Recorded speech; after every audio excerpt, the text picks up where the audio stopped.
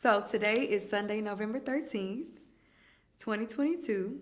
My name is Lindsay Gary, and I'm interviewing Miss Sherryl Bozeman for the Commemoration and Contextualization Initiative. We're at the Cristo Rey Preparatory College School in Houston, and thank you, Miss Bozeman, for agreeing to this interview. My privilege and pleasure. Yes, and this interview is being recorded, and the unedited copy will be housed at the Briscoe Center for American History. Please know that if there's anything you do not wish to discuss, I will honor your wishes. If there are topics you wish to discuss and I haven't asked about or talked about, please do bring it up. Lastly, if we need to take a break to use the restroom or get a drink of water or any other reason, let us know. No problem. All right. Thank you. No problem. And so I know we didn't get the chance to do our full pre-interview together, so forgive me if any of these things are redundant. No problem. Okay. So let's start off with learning a little bit about how you grew up in Houston, Texas. I know you grew up in 3rd Ward and in Sunnyside. So tell me a little bit about your childhood and your family. Well, the beautiful thing about growing up in 3rd Ward, before I get to Sunnyside, is that I think have some landmarks that make history of Houston and set an early trajectory and remembrance in me that would tell later in my life story. One is I started off in the CUNY homes. And one of the beautiful things about CUNY homes is that I literally could leave out and go a block or two and see the great Texas Southern University. And I could hear the stories. My mother went to TSU later after she had finished high school and had started a family with my brother and me in marriage.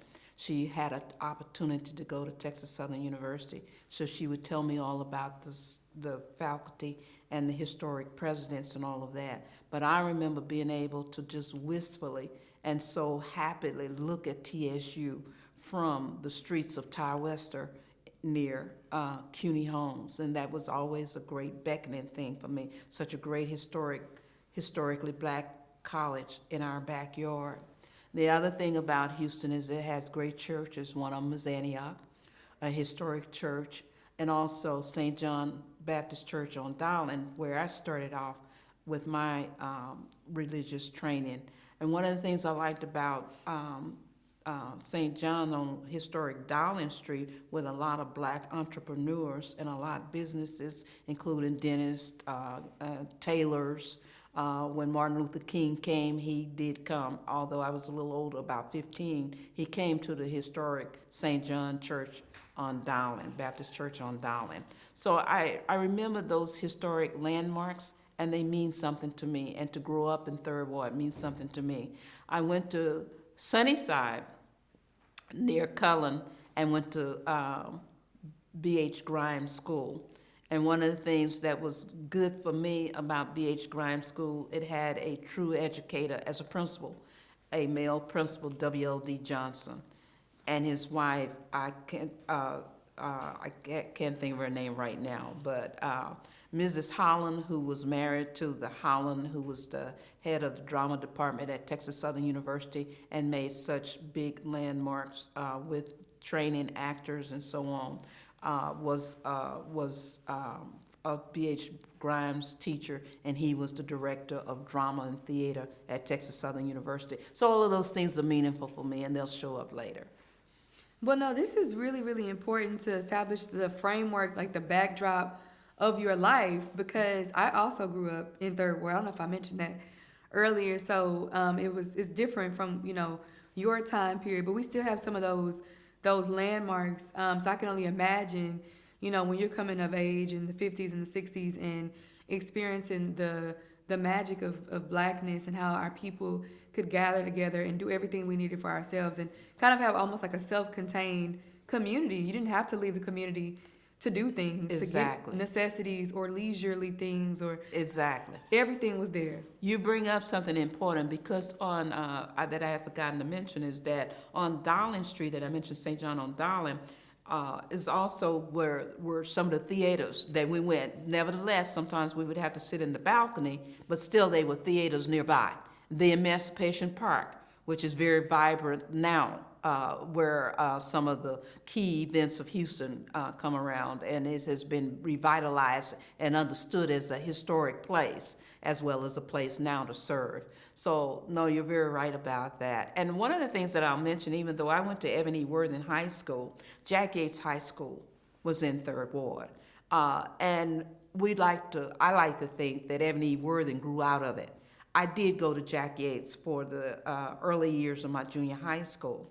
And I was transferred by way of Miller Junior High School. And then when they opened a black school that we didn't have to pass by to go to Yates, in Sunnyside, it was Ebony Worthing, and some of us had experience earlier in our high school years with Jack Yates Senior High School. And the reason why Jack Yates Senior High School is so important, because it had record-breaking football and athletics, and the coach was very innovative with making drill practice equipment and that kind of thing. And it was a premier school that went to state and eventually won state, but not every school did that. And also, Yates turned out a lot of academicians. And when I went to the University of Texas, of course, myself and Marty Ace were from Worthing, and some people from Worthing are still there, alumni. But also, a lot of people were from Jack Yates High School. It was one of the schools, Wheatley on the north side, Jack Yates on the south side. Oh my gosh! And then listening to all that history, I'm mad I didn't go to Yates. I mean, it's just beautiful, the legacy that Third Ward, the community has, and how it created all these amazing people in the city of Houston, and of course, who've gone beyond the city of Houston to make such, tremendous contributions. So I'm just like, oh man, because my uncle, he went to Yates. Okay. And my mom went to Yates, so I'm always like, damn, I wish I would have gone to Yates. But nonetheless, thank you for that. And you mentioned Grimes. Now tell me what Grimes is. B.H. Grimes Elementary. I cannot remember the person for whom it was named. I looked it up recently, but obviously he was a historic figure to have a school named after him. So I'll have to be honest and have to pass on that for the moment. But it was a historic figure. I think maybe, I don't want to say it and be wrong, but maybe an African American person. But for me, the live memory, or the memory that I have most that I can touch with my remembrance right now, would be the W.L.D. Johnson, the principal, because he had he was very well educated, of course, but he was a true principal. Mm-hmm. He knew you from personal things about you. For instance, I was in a talent show, which schools traditionally had. And I won the talent show unconventionally, I think. They thought so, because they asked me, did I really want to do it? And I acted the part of Cinderella, and I did all the parts.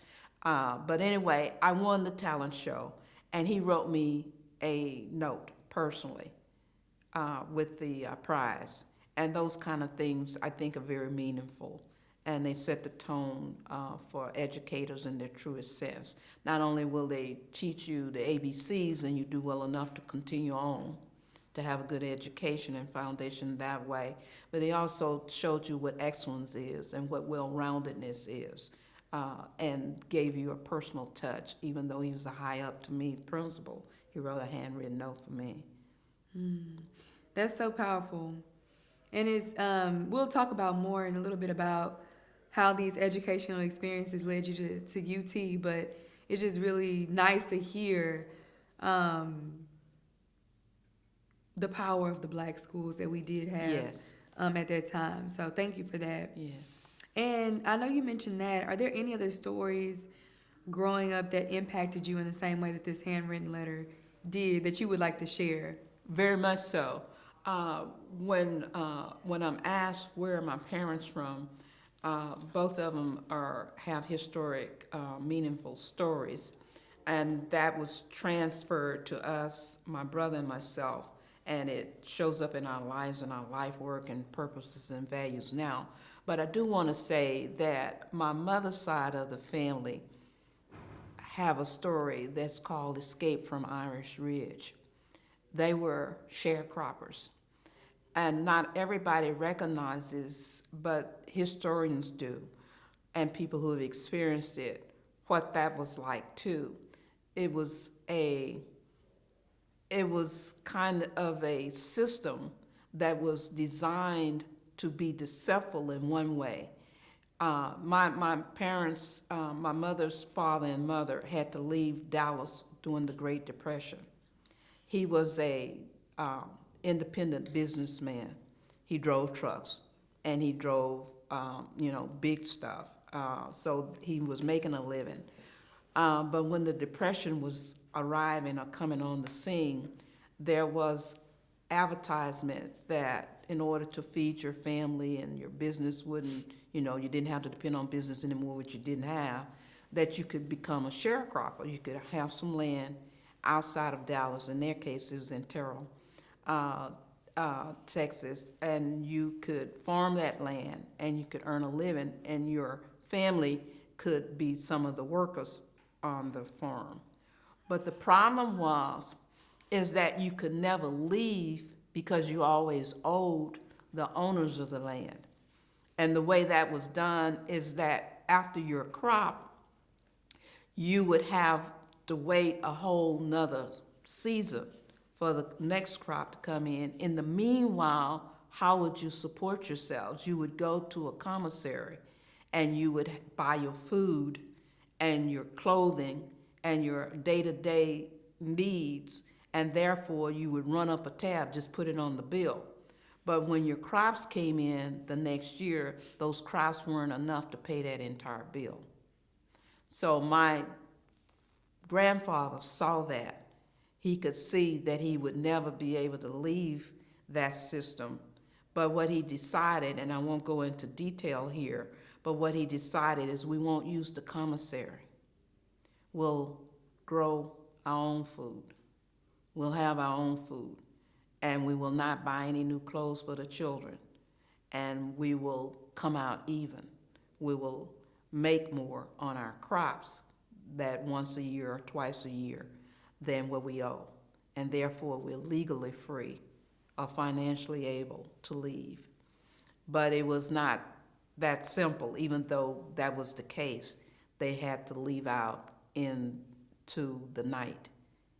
And he walked to a place so many miles away, and the family came after him in a truck. But they really felt like they were escaping. But they knew they didn't know anything, and they really didn't. But that was the way they had to leave, and they came to Houston. And that's how my mother was here for Houston. And my dad was born in Houston. My dad went to Tuskegee, which is historically important. He was not one of the. He was not in the what is it? The Tuskegee Red. The airmen? Yeah, airmen. He was not in that, but he was a band player. He played, I think, a trumpet or trombone or something. But his story, one of his stories is that in Soldier Field in Chicago, that they went to meet an opponent midway. He from Tuskegee, and this other school, I think it may have been Morgan State from I think that's Maryland or Baltimore. They would meet halfway in Chicago. And bands still do this, especially black bands at universities like to show off their wares. So they showed off by turning the lights off in the stadium and using their instruments to have lights in them in their show. And he remembers that. And the other thing about Daddy that I remember that was transferred to me, besides him buying encyclopedia for our household, and he was a car dealer. And one of those things is a car dealer. Car dealers like different cars. They like flashy cars, and they get them. They never tell you what kind of deal they got, but you know they got it on a deal. But the bottom line was he was asked to transport Martin Luther King. When Martin Luther King came in about 1957 or 58, came to St. John Baptist Church, to speak for a beauty college graduation. Dad was asked, my dad, well, I'll call him Daddy, Daddy was asked to be one of the transportation people, so that either he was in a Skyliner or Victoria. I've forgotten which one, but I went to the airport when Dr. King landed, and greeted him with that party. My dad's boss, who was Eddie Mason, a car dealer, used car dealership, and all of the party, Irma Hughes, who owned the beauty school, and all of those people greeted him and were his transportation and greeted him at Hobby Airport.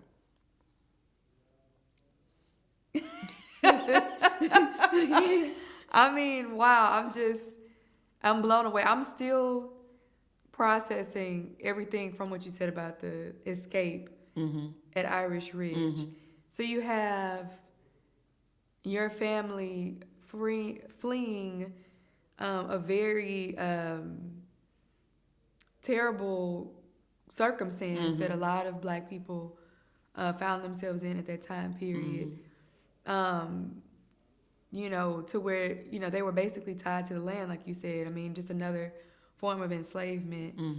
And then ending up in college. I mean, later on, but that's a... and the fact that that is one of your most impactful or most memorable memories, it speaks to, you know, what happens later with you being at school at UT. Also, the impact of the civil rights movement. So I know you mentioned Dr. Martin Luther King Jr. I want to ask you before I shift to him, was it Franklin Beauty School? Where was the beauty school? Franklin Beauty School. Do you want to speak about Franklin Beauty School? I don't know much detail about it, but the owner was Irma Hughes, and of course it was predominantly Black. And as you know, as a Black person, especially one in the South, is that a lot of Black women make their living as what we call beauticians. And that's one of the things that we do, is that we primarily will still go to a Black, my barber's Black, and my beauticians have all been Black, and a lot of my friends. We still use that industry and those persons in that industry. So that beauty school was looking ahead and being excellent in the late 50s, invited Dr. Martin Luther King. Now, to be real honest, I think he was related to somebody in the group, but nevertheless, and he came. And at that time, historically speaking, he was not always well accepted throughout the Black religious or theological community. He was still viewed as with skepticism and a little bit of fear. So for St. John to step out, which is the way St. John is, after all, they had bands, and they wore uniforms as ushers, you know, blazers, in one type in the summer and one in the fall, and I thought that was just so cool. My grandmother was an usher. That kind of forward thinking and supported us in education and that kind of thing, but they received Dr. Martin Luther King. And my brother, who's the historian in our family, not officially, but he does a good job at it, he's a math major, remembers that that our pastor, M.M. Malone, introduced Dr. King with a poem, and right now as an English teacher, I'm embarrassed for the moment, I can't think of it. Not Longfellow, I'll think of his name, an American poet, saying that stopping by the woods on a snowy evening, that was the poem, and I probably put in a word or two that's not in that poem title, because I didn't know I was going to bring it up today or think about it. But he introduced, and Rodney remembers that our pastor, Reverend Malone, introduced Dr. King with that poem. Wow, that's so powerful. And the community that you describe speaks volumes on the foundation that you needed to do the things you did in your life. And I love what you said about Franklin Beauty School, because a lot of people don't understand today how revolutionary that was to create that beauty school, because it enables so many Black women to have a job Yes, outside of being, working for white families absolutely, in the domestic sphere, absolutely, which absolutely. was the norm. And it's nothing wrong, Black Right, women had to do what they had to do, right, but to get that independence right, from being under that white gaze right, 24/7 and right, taking care of white families, right, to have your own money and not right, have to worry about if you're getting the money that you deserve, right. is so powerful. So It is. it's I'm glad you brought that up. Well, thank you, and I'm glad it came to remembrance because before today I hadn't thought of it specifically for today's agenda at all. But that's how it works. A And good interviewer. well, thank you. You're a great interviewee. And so, I want to talk a little bit more about your parents, and their, views on education. I know you've already talked a little bit about that, Mm-hmm. but what else can you share about just the role of education in your home, Mm-hmm. and like the value your family placed on it? Very, very, very, very clear. For one thing, my mother sent me to what is called Harrison Preparatory Kindergarten. She was a person who lived in the CUNY homes, and I went preschool there, and I learned some reading and writing and that kind of thing. Although I'm normally a left-handed person, though I do remember that I was taught to write right-handed, as I recall, because in that day there was some suspicion or some misgivings about a left-handed person. So I do everything else left-handed, but I write right-handed. But the bottom line, I'm so proud that her view of valuing education was so strong that they paid for me to go to a private kindergarten. And it was an excellent school. It was an excellent kindergarten. The Harrison daughters and so on were teenagers, and they helped, and they went on to illustrious careers professionally, and their mom already was well educated. So that, and my daddy bringing home encyclopedia, brought home the Americana encyclopedia. That was in the days when encyclopedia salespersons would come door to door. But he made that a priority.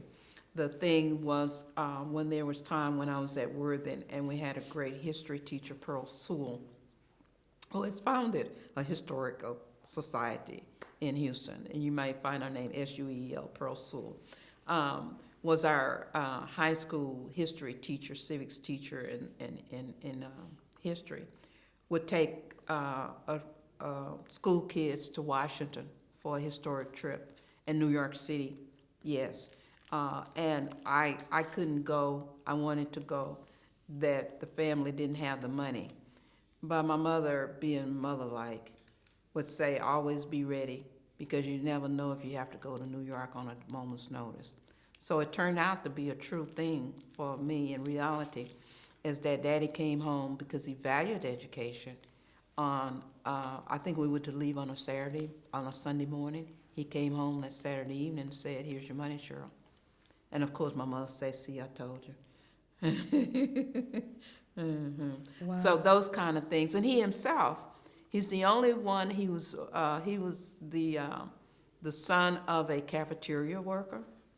But we're so proud of Mama D, because that's what we call, of course, Rosalie Griffin, because she was the manager of a school cafeteria, elementary school cafeteria. And that was a lot of pride in that. My grandfather on my dad's side was was it SP Pacific Railroad guy, and so he was the one that would run and catch the train after saying all aboard. I'm very proud of that. But the thing is that although Daddy was the middle son of three boys, he went to college and he went to Tuskegee. And that's a lot of training all around. Historically black school, Tuskegee Airmen, all of that, and came back with a degree, and then went to went to the Navy as a Seabee, SEABEE. That's the construction crew side of the Navy, and not a lot of black men were in that. It was an honorable task to do the construction, and he served in the South Pacific for the World War II. So, but education was very important to them. And I'll make a transition, but I don't want to get ahead of you. the transition from the all black, to the understanding and the desire for things to be integrated and to participate in it.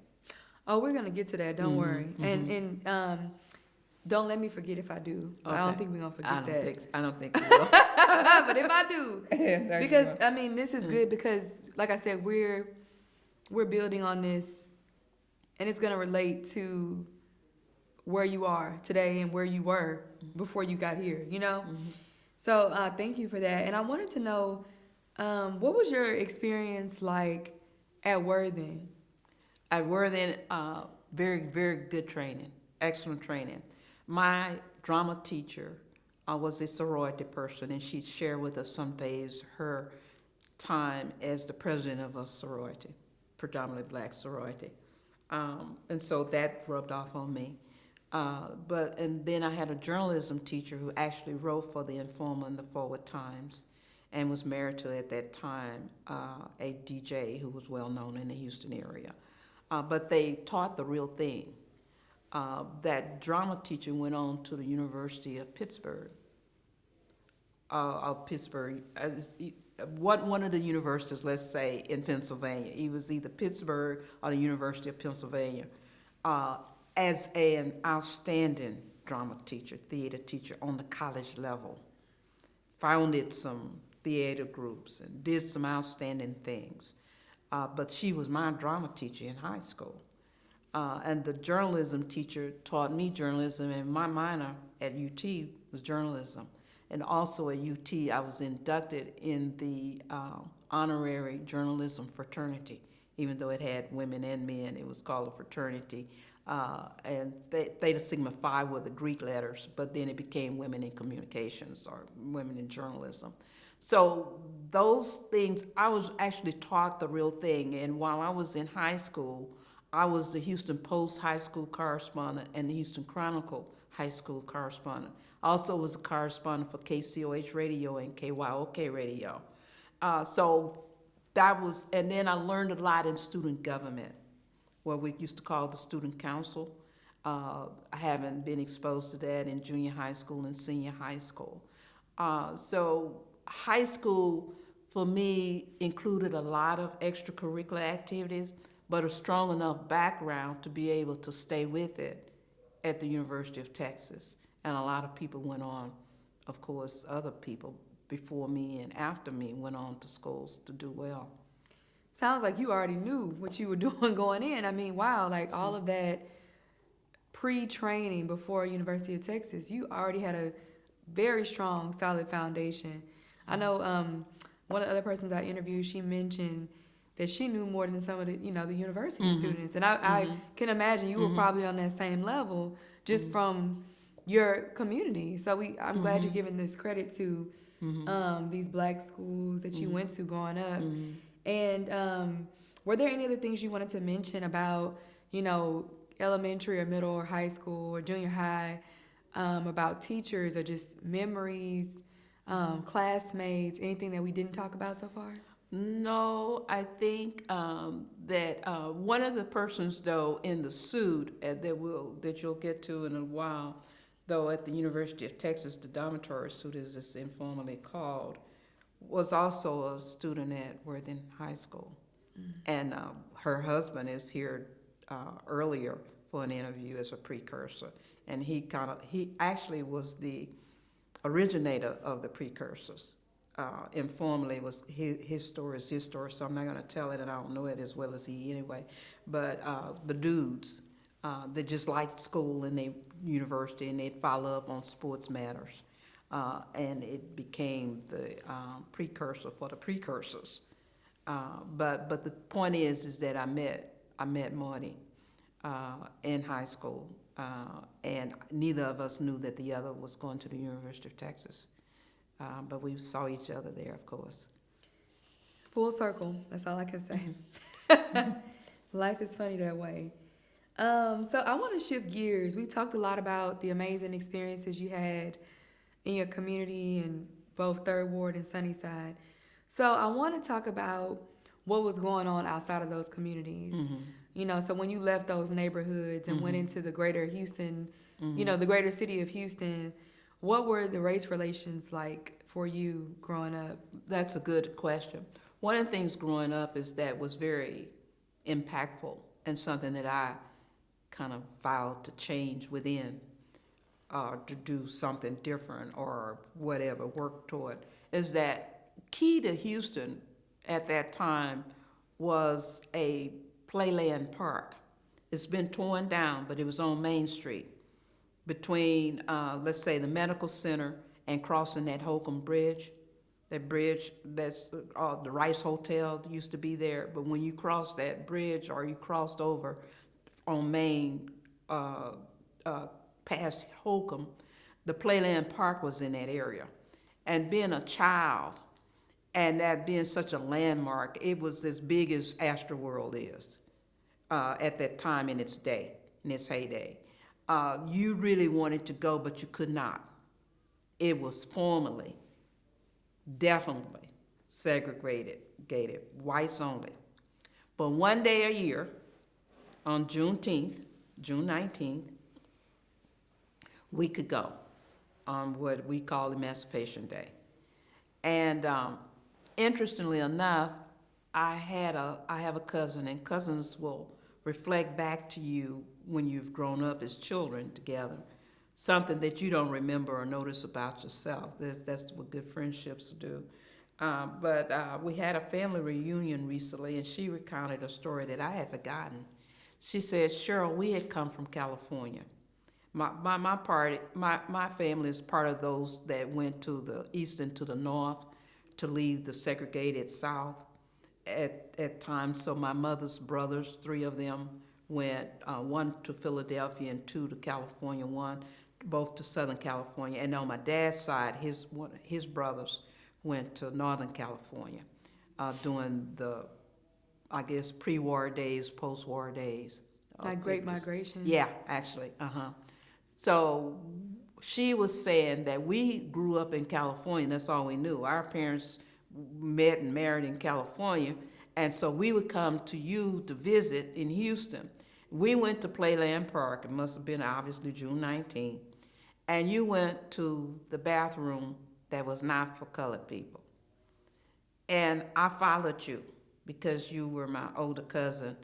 And I said then, I remember that, and I was so proud of you because we got some, turned heads and some quizzical looks, but you intentionally did that. And then the other thing is that my dad worked for a black car dealer, not a new car dealer at that time. That was before the first new car dealer in Houston who was black. They would receive tickets for the Alley Theater. Well, there were clubs, there are organizations as the Links organization and some of the sororities organizations and other social and civic organizations would combine. So they would invite certain blacks or whoever would care to go to one night at the Alley Theater. And we would go. My dad would bring the tickets home. Sometimes he and my mother would go to those kinds of things. But it was a good thing and not a good thing. It was a good thing that we were exposed and we saw how others lived and what access and privileges they had, but we could also see that we didn't. But going once a year was not good enough. And so that is kind of the transition or one of the turning points of me wanting to go to UT. That speaks so many volumes. So, I mean, it's deep. Because on one end, in the black community, there was so many amazing things happening. Yes. The fact that black people could do what we did at the time with very little and make so much, but then to go out and to see the white community with all of these things, and that has to do with you too, because they're not getting these things for free. Who is working in their homes? Who is supporting the things that they don't allow us to have Right. access to. Mm-hmm. And that must have been very disheartening. I can imagine probably frustrating in some situations, but it's beautiful that you took that and you fought for something more, knowing that that could and really should be something that you have typical access to. Somebody else mentioned the rodeo being segregated and there being a one night Yes. for black people. Mm-hmm. And it reminds me of this day for the Playland, just that one day, Juneteenth. Do you want to speak on any other experiences you had, whether it's the rodeo or just, I know you mentioned the public facilities and, thinking about water fountains and bathrooms. And is there anything else you want to speak to? Well, the movie theaters, the Majestic and Lowe's, you sat upstairs in the balcony, but they were geographically or physically close, but nevertheless, that was what you did. The schools, it took a long time to go from Sunnyside, southeast Houston at the extreme end of Cullen Boulevard to cross all the way to Third Ward. That was an 11-mile trip, at least. I remember when I first got out of school and had a teaching job at Jack Yates, and I lived in Sunnyside with this cousin that I was telling you about. And, Pat was in TSU as a student, and I was graduating and teaching at Jack Yates High School. I would say, okay, Pat, I'm just learning to drive. That's a long story. So I'm going to drive my new car and take you, but we're going to have to leave at daybreak.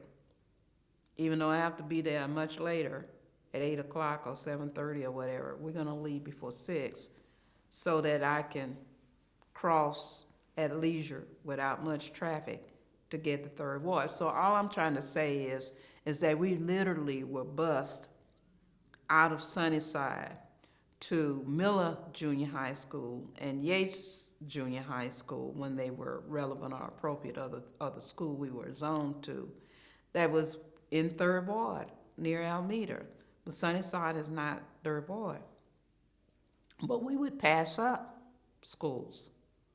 We'd pass up Lamar's and Milby's on the southeast side, but just for the sake of illustration, we'd literally pass up well-known schools, Bel Air or whatever, to get to our all-black school. So that was a inconvenience and something that was quite noticeable and something that we didn't like. That was before schools were integrated. So I literally was one of those bused people to go to the all-black school, passing up the white schools. And that meant, early, late school bus. The inconvenience of it. Mm-hmm. That's something you don't really hear too much about, but that's an excellent point. I'm sorry that you had to go through that. Thank you. You're welcome. So I want to talk a little bit more about race relations, specifically as it relates to the Heman Sweat case. Are you familiar with, were you familiar with it at the time when it was taking place? Yes, because for us, the NAACP was Lone Ranger. I mean, was Superman, was Spider-Man, whoever, the new Marvel came, what is it, the Wakanda Forever, all of that. Because there were such notables on Thurgood Marshall himself. And actually, I've always embraced diversity. That's a true value of mine and the heart of me. So I would say, yes, I don't want to be segregated. I don't want to be looked down on or lesser than or less privileges or opportunities or benefits. But also, I really do embrace diversity. I really think that we can all bring things together, and that was the thing. So so that would be one of the other things. But what I'm saying about the NAACP, if I remember correctly, there were some white people involved in the founding and the running of the NAACP and the Urban League. We looked up to them. The Supreme Court with Thurgood Marshall, the fight for the University of Texas to be opened by Heman Sweat, yes. The Brown versus, is it Brown versus Brown? Board of Education. Yeah, Board of Education. The looking on the TV when Arkansas was integrated. All of those things were extremely important. And of course, the early days of Martin Luther King. And that's some of the reason too why churches such as Wheeler Avenue and Antioch were important to us. We all knew them. We would all go. From maybe that wasn't our church, but we would go for special events and all, and be glad to go. The organizations, the Links, for example, because they embraced another level of excellence, but they were very supportive of our marching on to where things should be. And they would give us those tools and encouragement and support along the way. The teachers in the schools the same way. The principals, I won't tell my brother's story, but he was one of the people that integrated the sports on a broad term through chess, from going to a white high school and a white chess tournament, because his teacher had the vision and the insight for it. And I won't steal his story because it's his story, but it was a lot of protest and pushback and resistance about that, because that was in the early 60s. And they were literally walking to St. Thomas from Sunnyside. St. Thomas, if anybody knows about Houston, is a good 35 miles from Sunnyside. It's off of Allen Parkway. St. Thomas the Catholic, Yeah, all boys. the high school. All boys. The St. Thomas High School. Mm-hmm. Yes, they would walk. I'm sure the other people just rode, but they would walk for those tournaments. And there was a lot of resistance to it. People protested. They pulled out. They changed names. It was a lot. But my brother and his schoolmates placed in that, third place.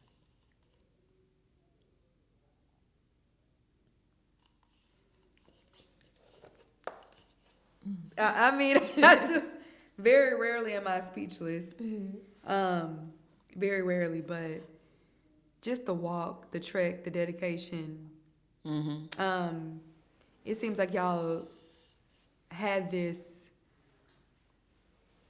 like burning desire for equality, mm-hmm. and the fact that you took that agency as such young people, mm-hmm. is so powerful. I mean, I can't think of a better word.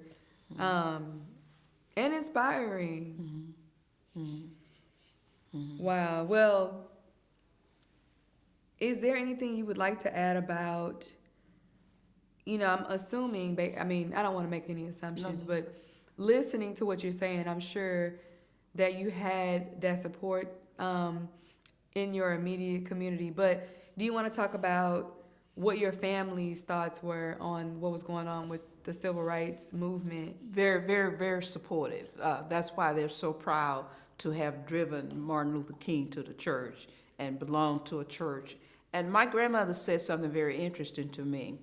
She said, as a school cafeteria manager with no college education, and we were so proud of her, and of course she cooked fried chicken for everybody, including us and our college friends and all that, and the right accompaniments and all that stuff. But the thing was, she would say, Cheryl Ansel, if I have to pay for you to continue school, I will do it. I think of that story of the woman who took in washing and saved her monies. It was in Mississippi or Alabama. And she saved her monies through the years and coins and so on to fund a black student going to, I think it was the University of Alabama. She gave that money, just, several thousands of dollars to fund somebody to go. So we have that.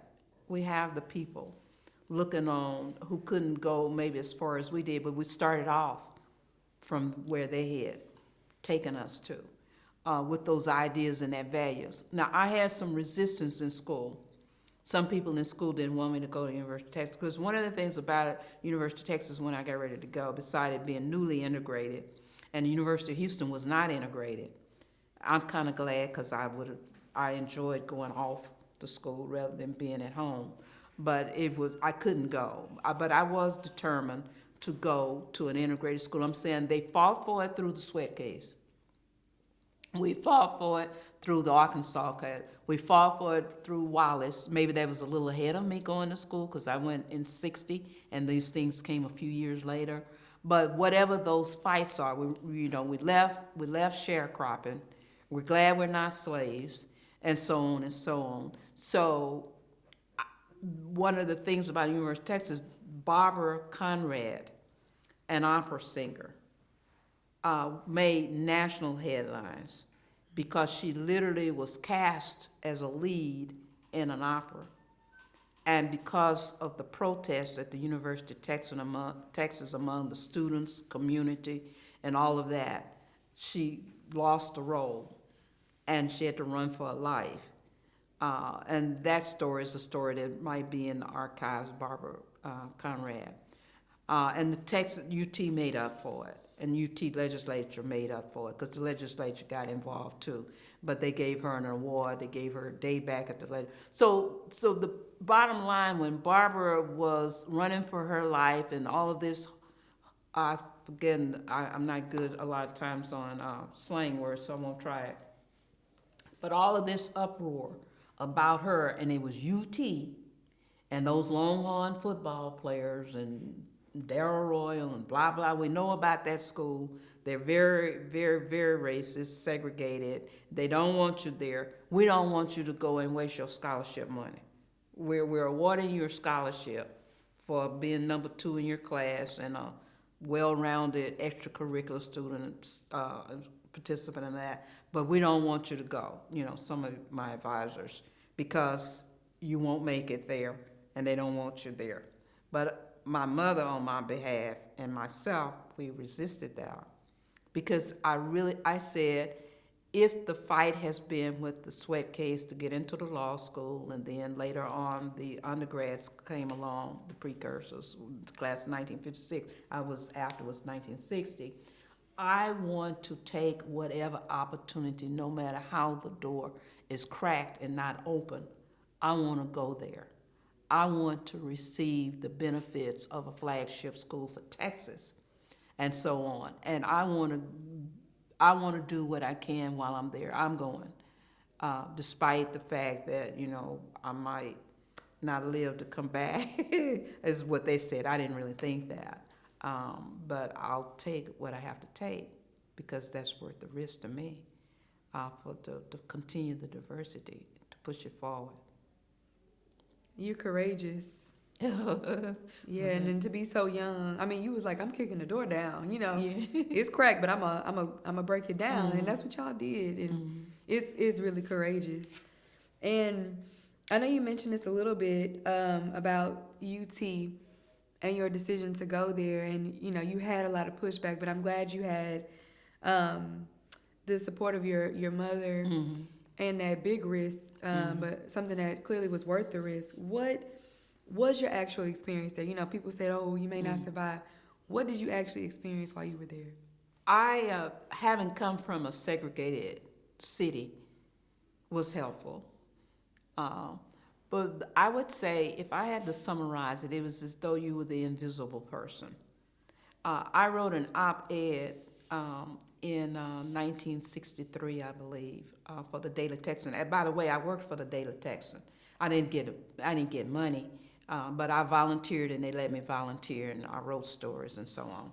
I volunteered. But the bottom line is that we didn't flow into each other at all. It was as though I wasn't there. Black people, is as though, first of all, we had to live in segregated dormitories, which was substandard physically, with amenities, with structure, with numbers, with facilities, you name it, and only 2. If those 2 were full, so be it. And they couldn't hold more than a few people. The men had part of a dorm, and an old war facility. We women, as far as the university allowed us to have, was a dormitory that had maybe capacity for 30 people, 2 stories. One of the white dorms, and all of them were just across the street and up the street. White's Avenue is one of the streets. It was as though, for me, I'm saying this is really dated. People won't relate to it now, and I don't want to be too old school. But I wrote in that op-ed that I'm telling you about, they asked me to write it after I became a plaintiff in the dormitory suit, was that it was like the Berlin Wall. And I would say it would be like an invisible barrier, like a glass wall that was impenetrable. I went my way, they went their ways. I had one example. For me, I was blessed, and maybe it was something to accommodate my temperament because I can be mild-mannered. I've never had to really show anybody that I could knock them out, but I feel like if I had to, I would. But I never had to show that. So I wasn't tempted or tried. But the thing is that I was just like I didn't exist in the classroom, no matter how big it was. I don't have a single friend from the University of Texas who is not black. And it's not because I'm unfriendly, because I was a cheerleader in high school. I was a student leader in high school. I was a journalist in high school. When I went to the mayor's youth council as a member of the youth council, when Mayor Welch had all of us to meet ever so often and get our input as high school students, I was one of those.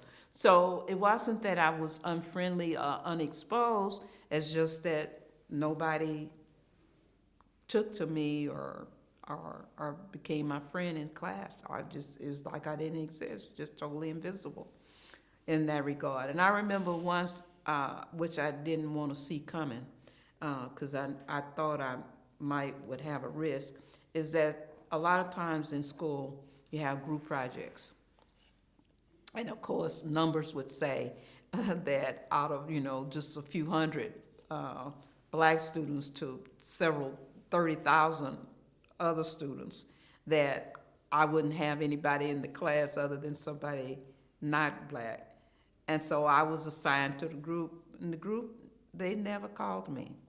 They never met with me. They didn't tell me anything at all. So of course I didn't have a group assignment. I didn't have the assignment. But the teacher was good about it. It just allowed me to do one on my own. But I don't have anybody that I can say.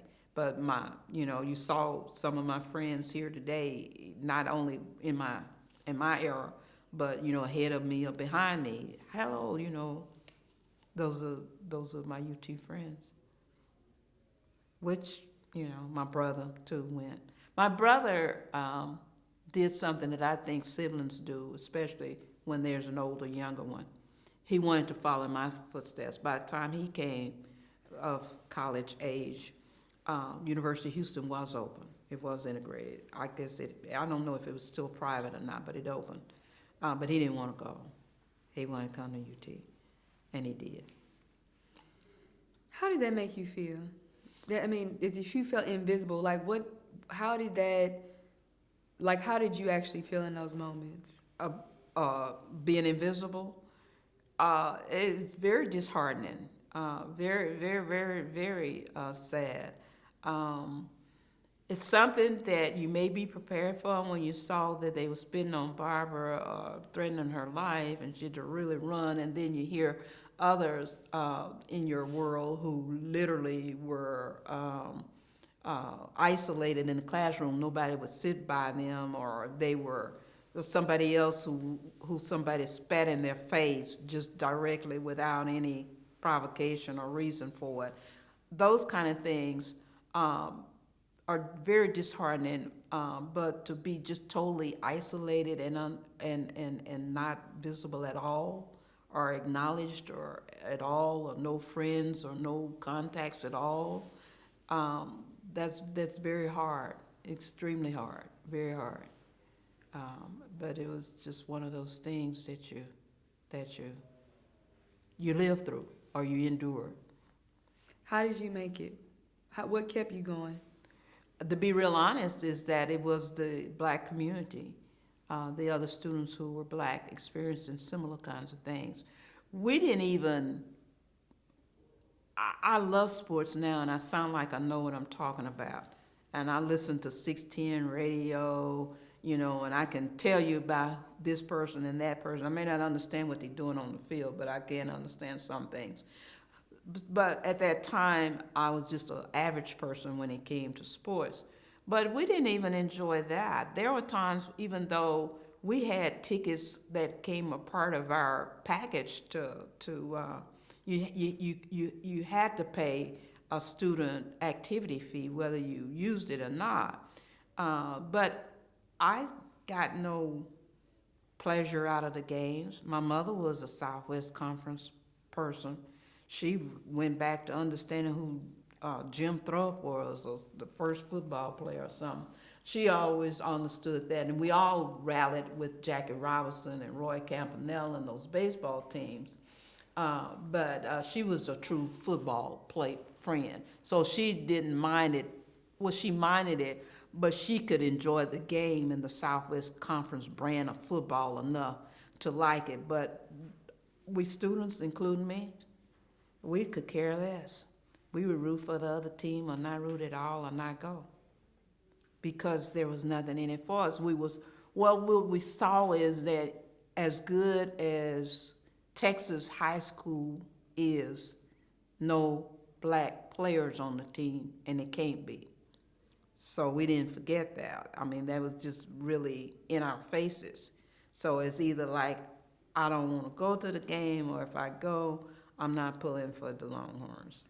Well, you said Texas high school. Did you mean University of Texas? I meant Texas, the state of Texas, having such good high school players who would be eligible to go to a top-notch program could not go, and it was strictly segregated.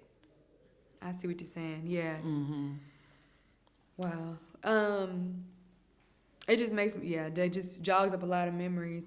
But I appreciate those thoughts, and I want to talk more specifically about this terrible. I mean, that's a terrible feeling, to feel isolated, to feel invisible. Mm-hmm. It's one thing to be attacked, like even if you just are verbally attacked, Mm-hmm. people still know you're there. Exactly. But to not even acknowledge that you Right. are there is a different level of It is. psychological. I mean, it takes so Mhm. much psychological It strength does. to make it through that. Wow.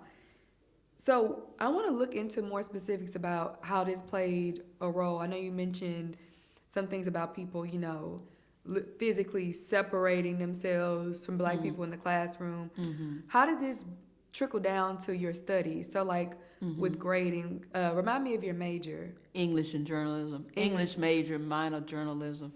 Okay. And then I was in education also because I wanted to teach. I wanted a teaching certificate.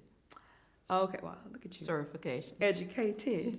So how did this play a role in the grading system, in the curriculum, in the interaction you had with teachers or professors? I not kept my distance, but had a fear, not a terror fear, but just a hesitancy or making assumptions that I wouldn't approach them or that kind of thing. Most of them were impartial to the fact that they didn't let on and have any extreme behavior one way or the other toward you. So I wasn't going to be the one that would go to the office and tell you I didn't understand this, that, or the other, that kind of thing, because they didn't really move toward you.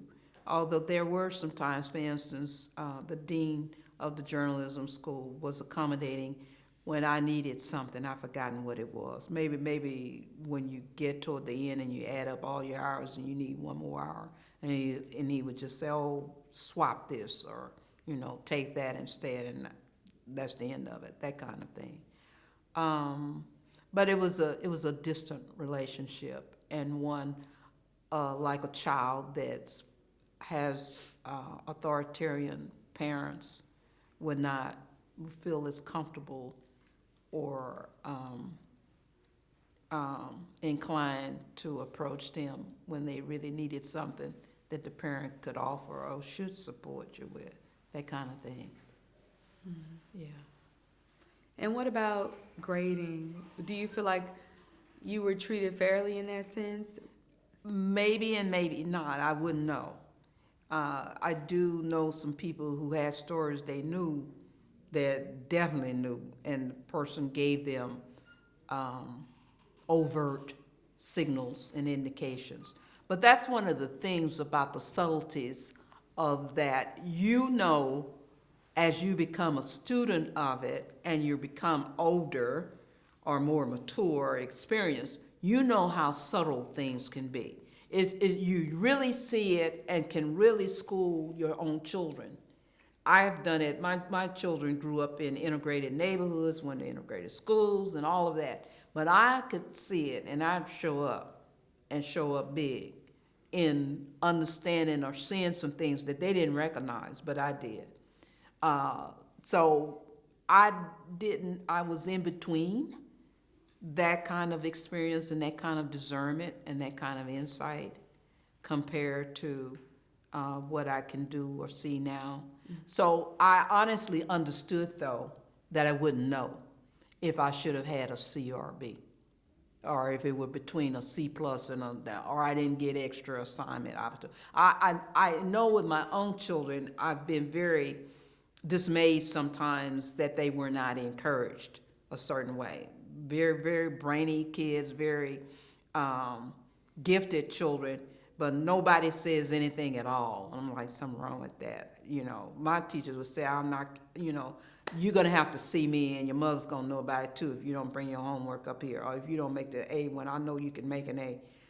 They were hands-on, and they just didn't allow you to just be invisible or to just sink to your lowest. So I didn't know. I knew that was, I am aware that could have been some issues. They just, to me, weren't extreme enough for me to catch it. But I recognized even then that it could be some differences in grading or requirements. What about the curriculum, the type of things you are learning? Did you find that those were racialized, or was it more so just, I don't know how I learned to operate in both worlds, but I think maybe a humanities-oriented person would be like that, even though I didn't have one bit of integration coming up. No integrated neighborhoods, no integrated schools, that kind of thing. My own children experienced otherwise, and their children. But I didn't catch anything. Maybe I just assumed I understood the SAT could be very biased, and where it could be and how it could be. I could even understand how writing assignments could be, that kind of thing, or, kind of thing. But I think I call myself bilingual as a analogy for being able to navigate both worlds. And I think part of it is that my mother was an English teacher, and my dad would have sometimes, for instance, he would buy furniture and he would drive to a town, Shepherd, Texas, and get furniture. He knew the fingers, that kind of thing. So while he was black and treated as black, he did have some exposures or some privileges or something socially or economically or whatever that allowed him to open some of that world for us. So for me, I was bilingual in that sense. Maybe it's because teachers could tell me their experiences and expose me to certain things. When you're a journalist, that exposes you to certain things. And maybe being a correspondent for the Chronicle and the Post, or maybe the Mayor's Youth Council, I could pick up some stuff. I understood who I was in there and how they may have viewed me, but still, it gave me a little bit of a dual world understanding. Mm-hmm. So maybe I could see those things, but I would not sink under them. I wouldn't be dead on arrival with them because I could navigate them a little more, if that makes sense.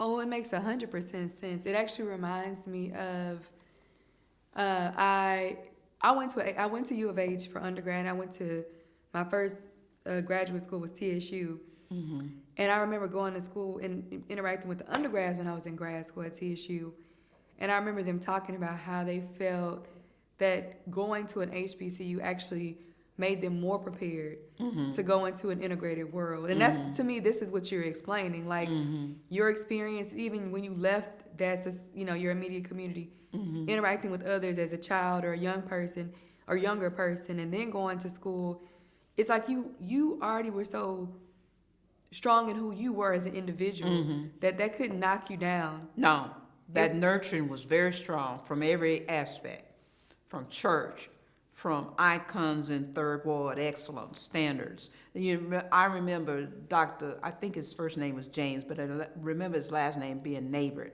being a person of the National Science Institute, coming to Texas Southern to be its president.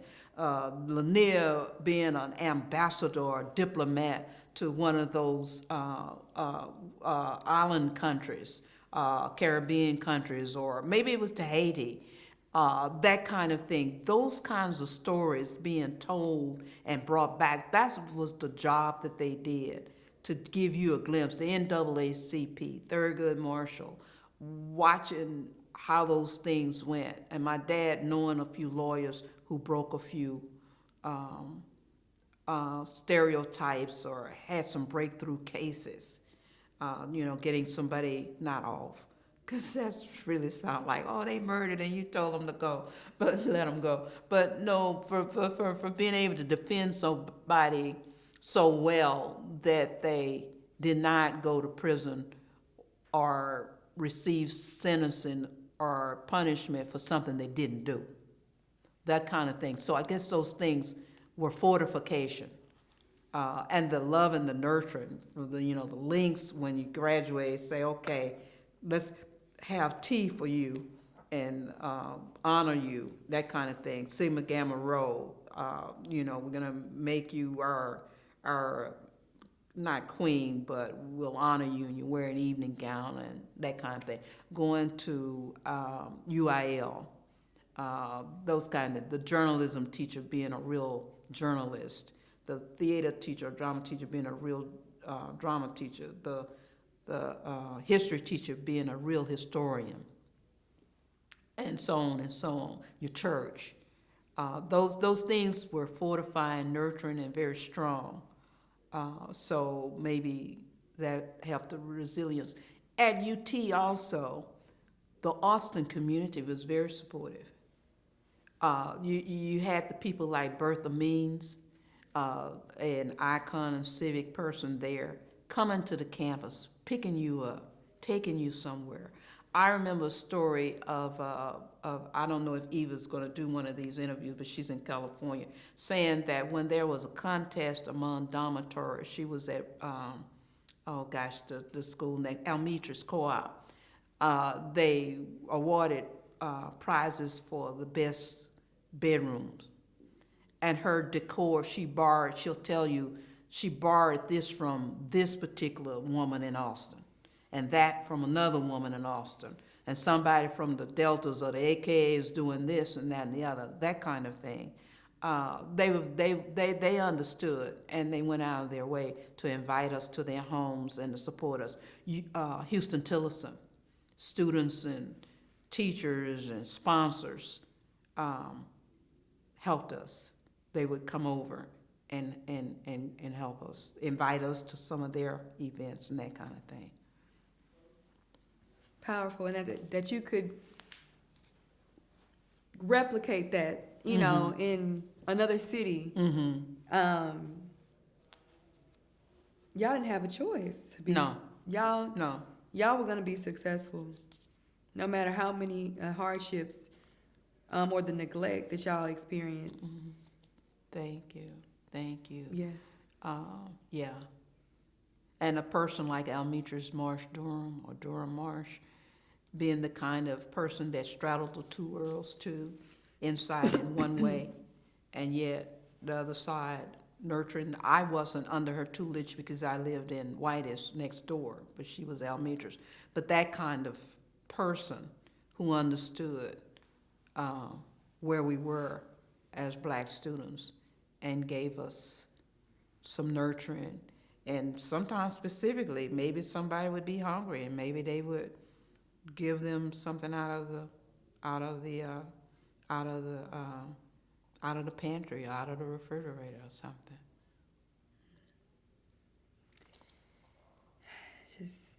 I'm always moved when I hear this. I wanted to ask you about. Actually, wait. Sorry. I think I already asked you that. So I'm gonna talk to you a little bit about what you did after school. Mm-hmm. Well, not after school, but once you graduated. Mm-hmm.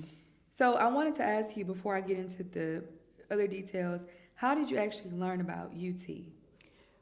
I don't know specifically, but it was like, that the White House is in Washington, D.C., that kind of thing. You understood it was you see the football games, you see Big Bertha, I think that's what they called the drum, on the TV during the Rose Bowl parade. Maybe they were invited to Pasadena for the Rose Bowl parade or something. You just knew. You knew they were trying hard to keep you out.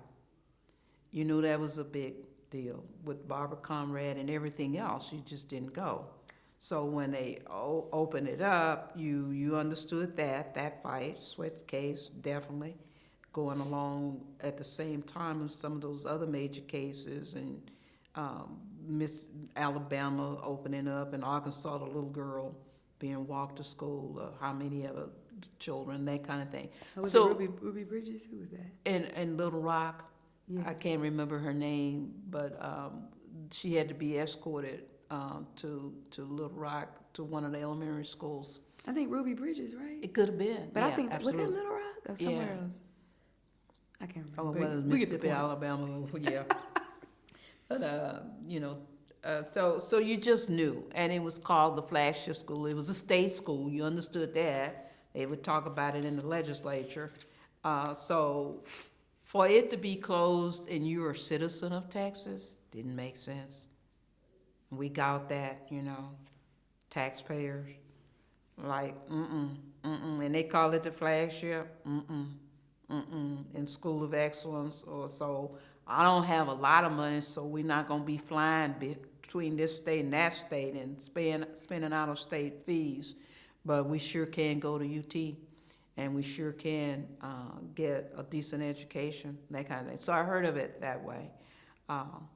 Just knew. Nobody at Worthing that I knew had gone to UT or talked about UT. Generally speaking, they were either neutral or they didn't want you to go because of the history that they had, the reputation they had, but I wanted to go. And you bring up a good point about we paying tax dollars. That's right. That's right. And so what ultimately made you, I know you talked about several different influencing factors. What made you ultimately say, I'm going to apply? In high school, as you know, your counselors start preparing you to go to college. I mean, you're on the college track. Even if you don't have major works, and I don't think my school had major works or the honors or any of that. I don't think they separated us that way. But you could make some choices about what math track you would be on, what science track you would be on, and that kind of thing. So they start preparing you, theoretically. That's the counselor's job. What school are you going to? And then in our case, when there's going to be an issuance or awarding of scholarships, that also would be, let's say, vetted by the administrators. You may not know it, but my mother was a teacher, and my mother worked at Worthing. It was not Worthing at the time. It was it was Worthing, but it had a senior high school. It was a junior high school combination. She worked in the junior high school part of it, but it was all Worthing, junior, senior. So she understood politics. She's that kind of person. And she understood the way the principal would think, the counselors would think, and all of that. And she'd be looking out for interest or fairness among the students when it came time to awards in school. So they would want to know where you were going to go to school, and you would have to submit that. And you had to start, colleges don't just say, come up, you show up one day and they say, come on in, or don't come in the next day. It doesn't work that way. So you start sending out your applications and looking up schools and that kind of thing. But for me, it was never an issue. It was always an issue. The only decision was a minor one, whether to go to a historically black college university, and one of my favorites was Hampton, and or to go to the University of Texas. Where I got that from, I'm not sure. But my mother jumped on it, because as I've said, my mother was a football fan. And Darryl Royal and all, and not only that, she wasn't silly, to that was the end of it. But she was very, very respectful and very interested in your academic preparation. She felt like she graduated as an honor student, high honors, not highest, but high honors at Texas Southern University. So that was of interest to her. So for me to say, okay, I see where the sweat case has been resolved. I see the school is open. I want to go to that school.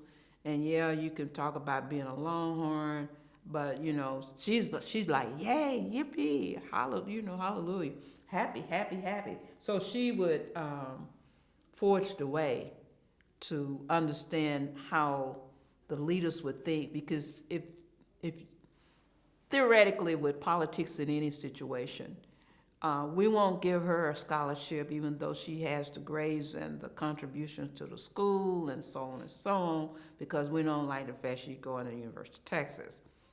That's a possibility or a theoretical situation, but I didn't really care.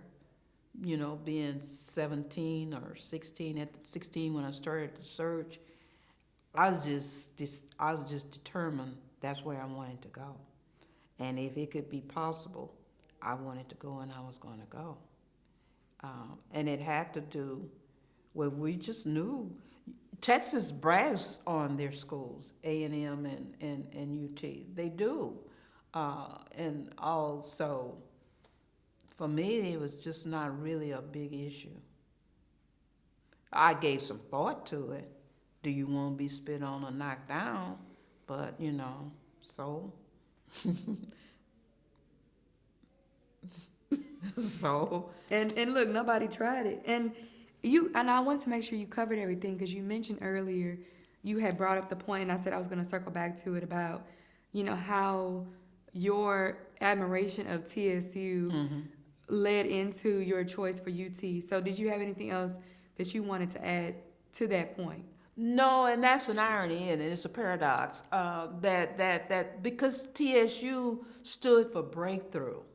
My dad was a veteran, and he had his hopes of going to TSU, even though he'd gone to Tuskegee post-war with the veterans thing. He was thinking about being a lawyer or going further. It had scholars, Neighbor and Lanier, Jamie Cotton. Do you remember the Great Debaters? The consultants for that were Freeman and the speech teacher Clarice Lowe and another person from Texas Southern. Because they had that Barbara Jordan, Mickey Leland, they were after me, but it stood for excellence. And the music department, Ruth Bell Rollins, and I forget the other name, Ruth Stewart. They trained people. They just stood out. And for me to be at the CUNY home, standing there looking at this big school over there, was just interesting. But the irony is that even though my mother went to TSU, my cousin went to TSU, I didn't go. Rodney and I didn't go. But it didn't mean that we didn't love it dearly. I have friends now who are retired professors of TSU.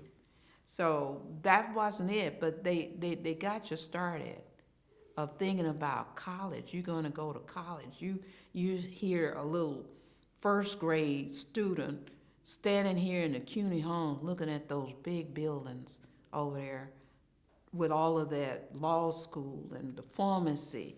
Pharmacy made big name. You want to go to school in a good school, and that was where it started. Ooh. That got me like a little emotional because it's so profound that growing up and just being in that environment, put that on your radar. It exposed you, being that was right next to you, like right across the street. And I think you made a good point that it doesn't have to do with necessarily the fact that you didn't go there. You understand the pillar that it was and still is, and that gave you the foundation to really go anywhere you wanted to go. Yes, and my mother went to TSU before when I graduated from junior high school. My mother graduated from TSU and got her first job as a teacher in HISD. She would tell some stories, how, I'll give you an example. Toni Morrison taught at TSU. My mother was there, working in the English department for Dr. What's her name? McCleary. And she was exposed as a co-op student or student worker in that office.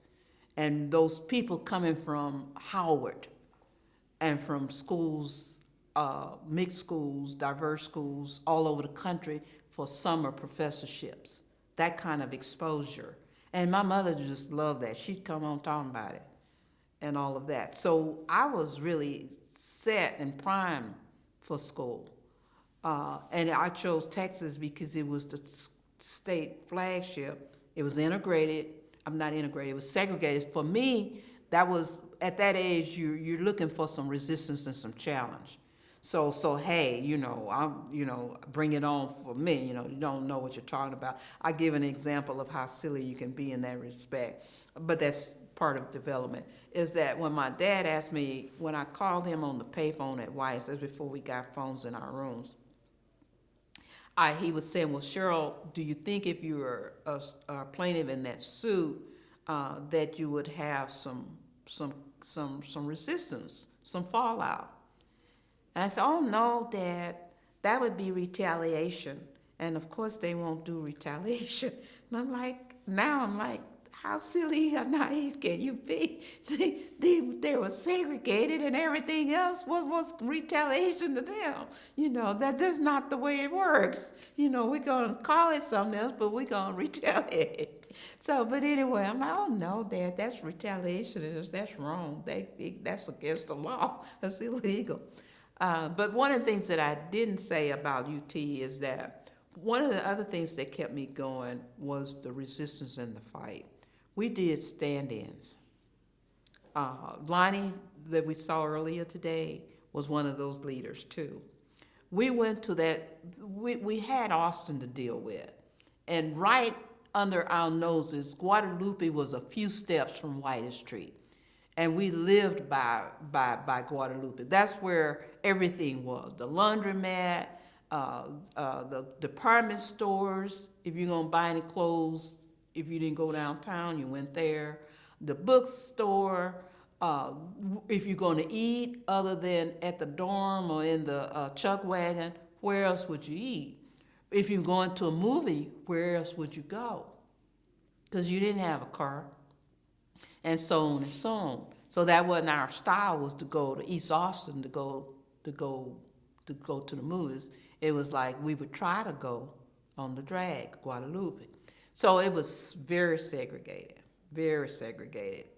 Eating places, the whole 9 yards. So we say, okay, we're children of the 60s and we not gonna take this line down. So we have, for the movies, somebody came, I don't know who came up with the idea of stand-ins. And I was in that all the time, and whatever else we did to protest, to integrate the places, the eating places and so on. Some of the other stories, that's why it takes a village to raise a child or whatever, the whole thing, the whole body or the whole group, is that some people will talk about that, how they worked at integrating one-on-one or personally place on the drag. I belonged to a church that was Southern Baptist, but it was University Baptist. They accepted me because I could walk to the church. It was a Baptist church. I had come from St. John Baptist Church. So I stayed in the Baptist tradition of saying, okay, we'll do watch care, which for Baptists, that's a universal term, is a general term. It means that you're not leaving your church, but we will look after you while you're temporary basis while you're here. And that's what I did. I didn't go to church every Sunday, but I did go some. But we worked with the city of Austin and within the city of Austin. And those stand-ins, we'd go to that movie 2 steps from where we were to where we lived and couldn't go. And we'd go up to the ticket window and say we wanted a ticket for one. And she'd say, I'm sorry, we can't let you go in. We can't go in. We'd just go to the end of the line and the next person would go. And we'd do that day in and day out, night in and night out, that kind of thing. So we did things like that. So we talked before we, transition. We talked about. I keep the thing. Sorry about that. We talked about your experiences, a little bit on campus, Mm-hmm. and then also in the greater Austin area. Mm-hmm. So I wanted to touch on what you were saying about the stand-ins. Okay. And what other instances of protests did you have on and off campus Okay. before we get to the dorms? Okay, certainly. That's the only major one that I can think of. The Daily Texan, as traditional college newspapers do, would bring up referendums or issues. So we would have our input there. And a student government association, actually I'll tell you later, but there was a guy there that had a piece of that. And I'll share that in a minute when you're ready for that, this dorm soup period. But a student government association would have elections and you were eligible as a student to vote and so on. So I cannot remember any other formal protest. Later, people protested with the Longhorns. We did it informally by for cheering for the other team. Now, something significant though that we just highlighted recently at the UT campus for one of the homecomings or Black Alumni Association homecoming events. I can't remember his name, but there was a football halfback for USC who played on the USC team when they played Texas here in Austin. And so we cheered for him because he made several touchdowns. And at that time, Texas was riding high in football standings. So I think they won that game, and his being the reason for it, he ran so many touchdowns, was something we cheered for. So we had a kind of informal type protest in the way that we would respond to the football games. But I can't think of any other formal or structured or organized protest. But we were very vocal about issues as they came through the campus because of the campus being a part of the world and that kind of thing. So definitely we were very sympathetic and watchful of what was going on in the outside world with the voting rights. The Voting Rights Act was passed, I think, in 1965 or 67. It was after I can't remember the exact, but 65, 67 were years about the Voting Acts, right, and the Civil Rights Act and those kind of things. That was a little ahead, that was a little after us, but definitely those things don't happen overnight. So those things that would be going on, we definitely would be a part of it with our opinion or being vocal about it or discussing it. I don't remember any concerts or national speakers that were controversial, but I'm sure there were some. and of course we would take our sides there. But as far as formal protests, it would be those sit-ins, which lasted quite a bit of time, and the protest about eating here and there, different places. So generally speaking, I can't remember any mass or specific ones. Of course, the dorms thing didn't come overnight, although it was quick. When it started rolling, it did not come overnight. The university had discussed it with the law school. Law schools and law professors have a tendency a lot of times to be what other people would call idealists, but we would call just regular, real people or people doing the right thing. So they would bring up and weigh in on their side of integration and the school to be integrated. That's a good point to make. And I wanted to ask, could y'all vote on campus? Like for national elections? Well, for like student government, were y'all? Definitely. Okay. Definitely. Yeah, that was one of the ones that we were entitled to vote for. And of course, you'd know the candidates and you'd take a great interest in it.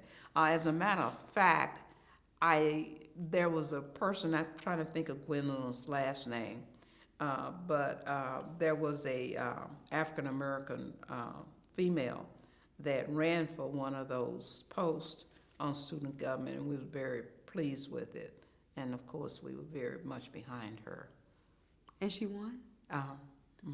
Awesome. And what about off campus? So I know a lot of times when people, go to, another city or state to live for college, they can actually technically vote in that area. So were y'all active in voting in Austin, or was it more so in your home cities, or how did that play out? I'm not, for one thing, it took me a long time to get to be 21. So I didn't formally vote. By that time, I was about to say goodbye, y'all. I got my degree and I'm out of here. But I'm sure some of the other students did. They were active. One of the DNA issues or characteristics of UT students of color, especially of African American descent, is that we are very civic-minded and socially sensitive. Social justice is very big on almost everybody. Somebody else could be individually different, but so be it. But for the most part, we are very socially sensitive, so we're going to take that route.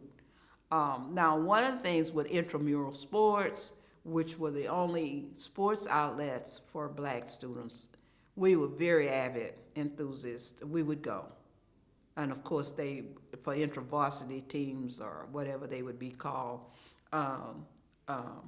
we would, of course, be there for the African American students, and we would play intramural sports and that kind of thing. We'd be active in participating with those athletes. Very interesting. So let's talk about the dorms. All right. So what was you talked a little bit about your living situation. What led to the case, and what were the steps along the way that brought that about, and how did that play out? Okay. One of the beautiful things about college years as we grow, it's a rite of passage, start spreading our wings, is that there are other people in it that help us. Now, for me, these people were anonymous, but I didn't care. For me, I understand, in my house as a child, they called me secretive, so that wouldn't be anything different from me. For them to not let the right hand know what the left hand was doing was normal for me. So I didn't know who specifically were involved.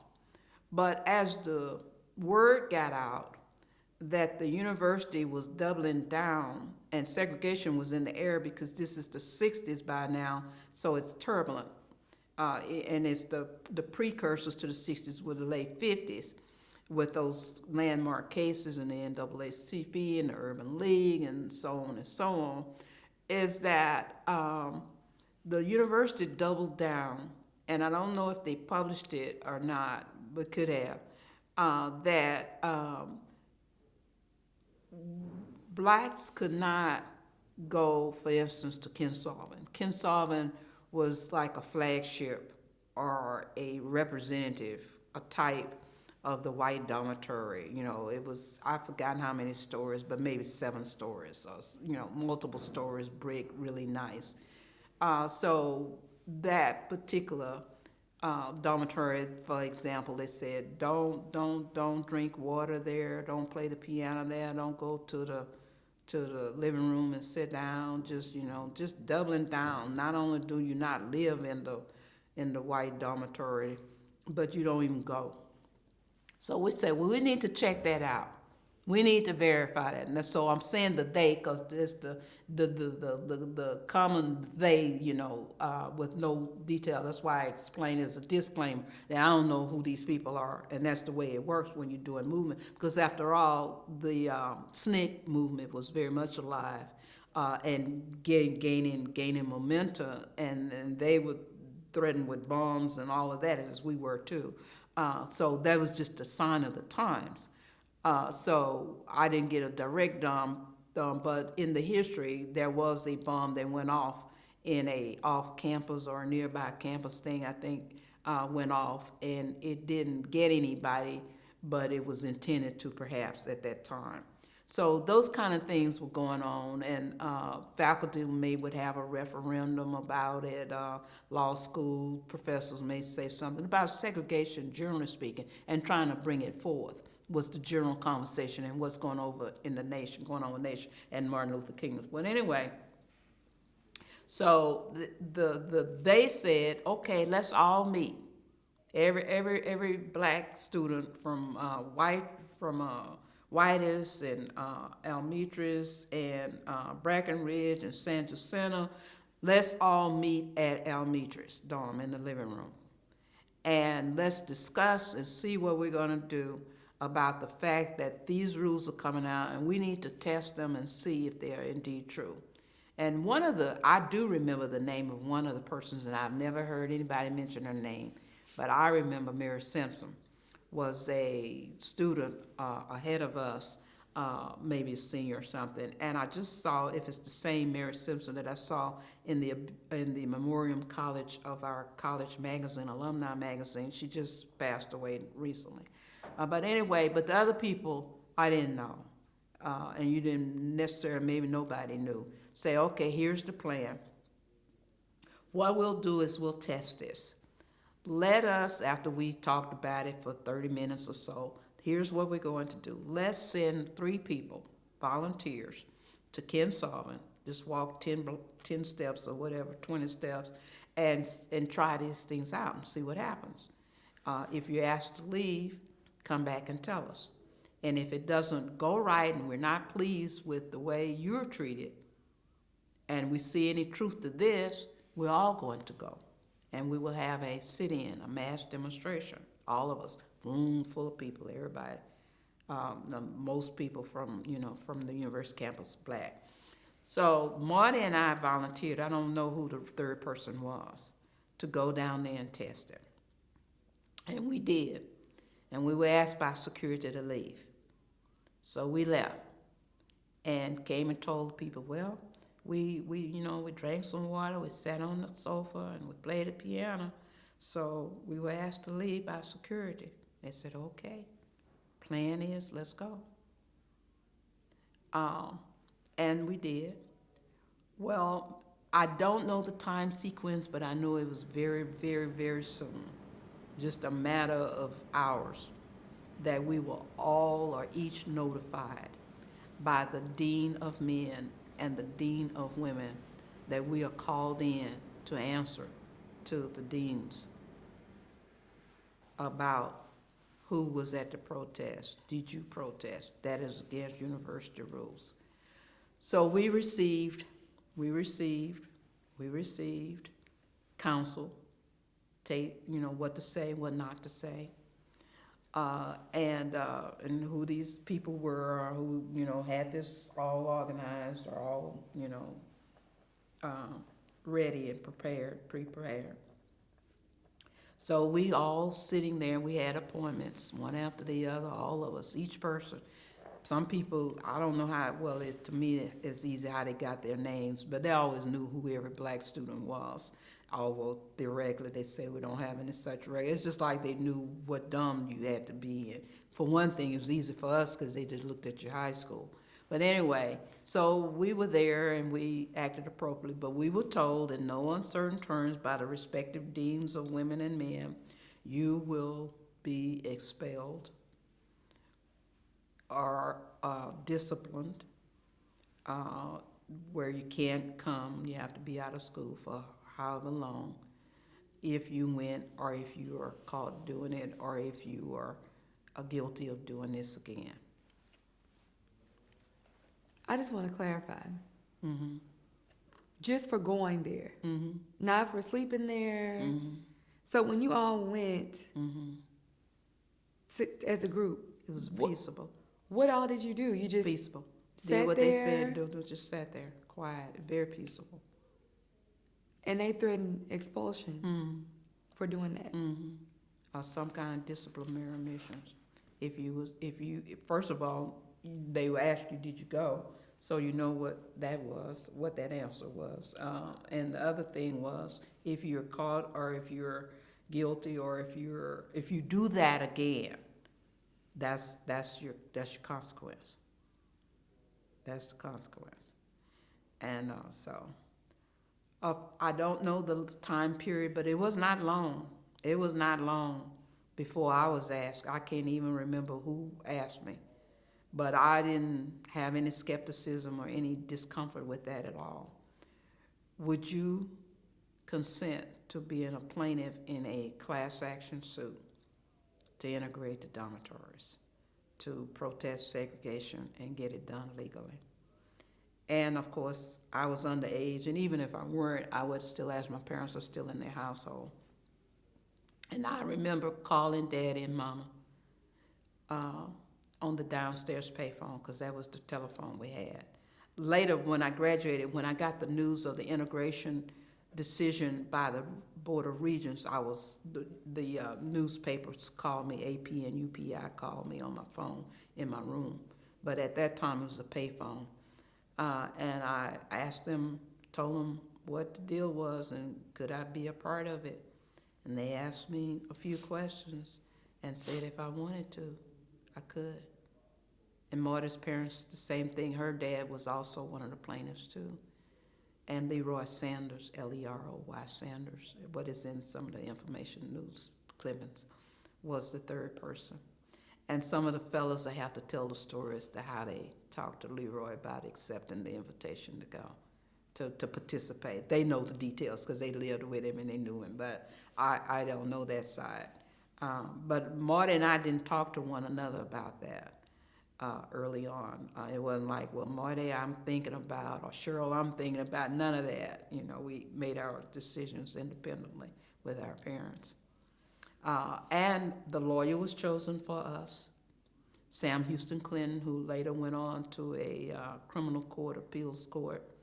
Very good lawyer. At that time, he was a AFL-CIO lawyer, but he was good. And what kind of lawyer is that? When labor unions were big, before they were undermined or diminished by, I think it was President Reagan.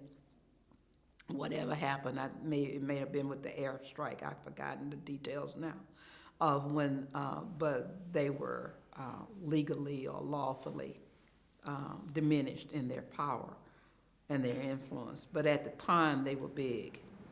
Even though Texas, I'm going off into an area that I'm not that familiar with, so I won't go there. But I can say that Texas probably wasn't as big of a state as a state like Michigan would be, or something like that.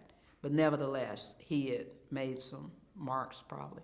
But who chose him and so on, I don't know. But I'm confident that it was a group thing, and I'm really pleased and proud of that. Getting things done and knowing how to do them is a good thing. Also, in that interim too, after the suit was filed, I can't remember the sequence, but Martin Luther King himself came to UT And somebody else will have to tell the details of that story because I didn't go. But something else that historically did happen while I was there was that I was there when Kennedy was assassinated in Dallas. I was on my way out of my dormitory to walk to where the parade route would be, and I was stopped by the news. So those were the times. Those were the times. The other historical thing is that Lyndon Johnson was going to be my graduation's keynote speaker. And of course that was known, they don't just come overnight. So those things are significant too. And a big law firm in Houston was the defendant's legal firm. Jaworski, and I can't remember now, I used to remember the specific name. It wasn't Jaworski alone, but he had another big partner that firm was known. And Rodney knows, or historians will know, the people who understand things like that intricately will know that was interesting because generally speaking, the state attorney general would handle the case. That's what they're there for, is to handle state cases. But Jaworski was a powerful firm, law firm. Was it Fulbright? Jaworski, Jarwlski. Leon Yeah. was his first name. I don't know, I thought it was Fulbright and Jaworski. It could be that at that time it was Fulbright. Now Fulbright is on its own. Vincent. Okay. But you're right about Fulbright Jaworski.